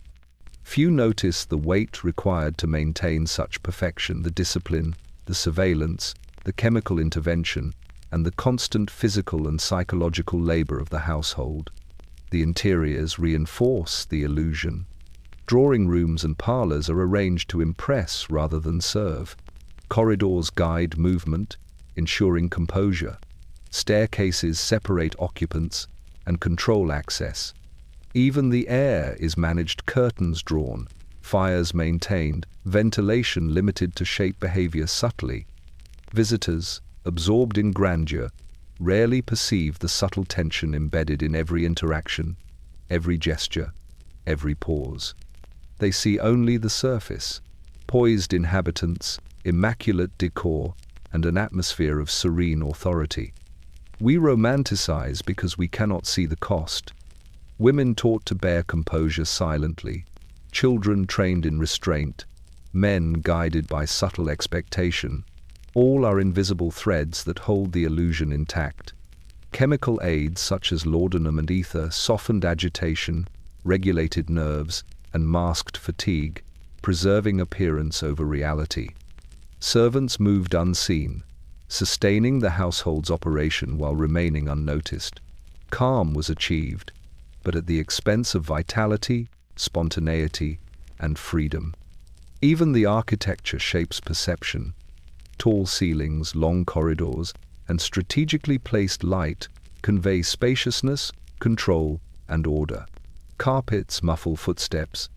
Windows allow filtered views, giving an impression of openness while controlling exposure. Furniture positions bodies in posture and motion that align with propriety. All design choices reinforce the appearance of elegance, masking discomfort. The mansion seems effortless because effort has been internalized and obscured. Memory itself contributes to romanticization. Letters, diaries, and photographs preserve elegance while omitting strain. Later generations inherit curated narratives, orderly lives, genteel manners, and calm households. Absent are the faint tremors of exhaustion, the chemical interventions, the constant observation, and the quiet suffering that maintain the facade. Time softens the edges, allowing myth to overtake lived reality. Yet the lessons remain embedded. Even as we admire Victorian mansions today, their design teaches vigilance, endurance, and discipline. The same elements that made life restrictive, long corridors, sealed rooms, controlled light and air-shaped perception, inviting awe and longing for a calm that, historically, required compromise. We romanticize because the mansion's control was invisible, because composure was performed so consistently that its labor appears natural, elegant, and timeless. In the end, our fascination is a reflection of craftsmanship and control. We admire beauty, composure, and order, yet forget the hidden cost. The mansion's polish conceals fatigue, its stillness masks labor, its grandeur hides dependence. We inherit not the lived experience, but the orchestrated impression of life perfected. Victorian mansions are beautiful prisons. We romanticize them because their elegance is undeniable, because their authority is seamless, because the house teaches obedience so thoroughly that the performance itself becomes the legacy. And though the reality is quiet endurance, chemical calm, and meticulous labor, we remember only perfection, and in that remembrance, we preserve the illusion that life within these walls was ever effortless, serene, and entirely admirable.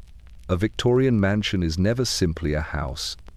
It is a structure of authority, a stage for propriety, and, ultimately, a beautifully constructed prison.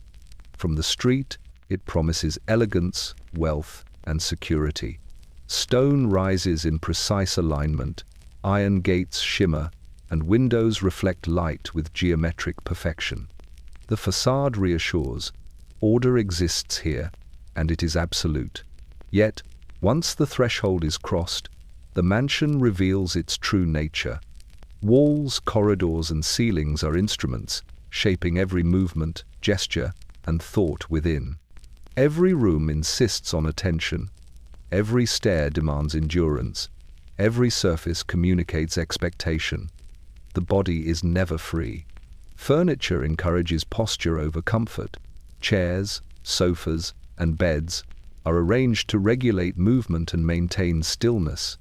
Floors, polished and silent, reward careful walking and punish careless steps with attention. Drafts are managed, fires lit for appearance rather than warmth, light filtered to shape perception. The mansion dictates rhythm, sleep, meals, study, recreation, all regulated with imperceptible precision. Even the seemingly natural routines are embedded with expectation. Bodies learn to move as the house demands, limbs constrained by habit, gesture guided by silent architecture. The mind is shaped equally. Observation is constant by the house, by attendance, by expectation. Walls remember sound. Corridors amplify even subtle movement. Chemical aids tonics, laudanum, ether modulate sensation and response, softening nerves where architecture cannot. Calm becomes internalized. Fatigue is accepted silently. Anxiety is dulled before it surfaces. The mansion instructs subtly. Composure is not optional. Obedience is embedded within thought itself. To feel unregulated is unnatural. To act spontaneously is improper. Life is orchestrated to preserve appearances. Drawing rooms impress, dining rooms enforce rhythm, nurseries shape restraint, and bedrooms demand stillness. Servants move invisibly, maintaining fires, adjusting furnishings, administering chemical calm. They ensure that the household remains uninterrupted. Even grief, illness, and death are moderated to preserve decorum. Every moment reinforces the mansion's authority. Every action demonstrates propriety. Every breath is governed by invisible rules. Dependence is cultivated without recognition. Children internalize restraint. Women accept chemical and environmental moderation as normal. Men learn to endure without complaint. Occupants rely on tonics, temperature, architecture, and routine without acknowledging the degree to which autonomy is curtailed. The house provides guidance, correction, and relief, but it also ensures compliance. Calm, obedience, and composure are achieved through subtle coercion disguised as comfort, propriety, and refinement. Yet the mansion is undeniably beautiful. Its symmetry, polished surfaces, gleaming fixtures, and careful proportion create awe. It commands attention, conveys authority, and preserves order.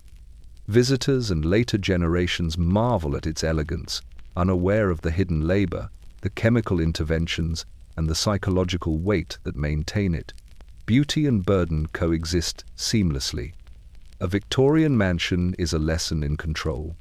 It teaches endurance, discretion, and composure. It shapes bodies and minds to meet impossible expectations while preserving the illusion of effortlessness. It rewards those who internalize its demands and punishes subtly those who falter. In the end, the mansion is both home and prison. It houses bodies, shapes minds, and enforces conformity under the guise of elegance.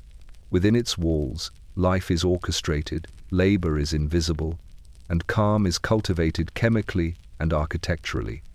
The house does not yield. It does not comfort beyond measure. It dominates through subtlety, order, and expectation. And yet, for all its weight, its labor, its control, it remains breathtaking and impeccable, imposing, and inescapable testament to the art of restraint. The Victorian mansion is beautiful. It is terrifying, It is absolute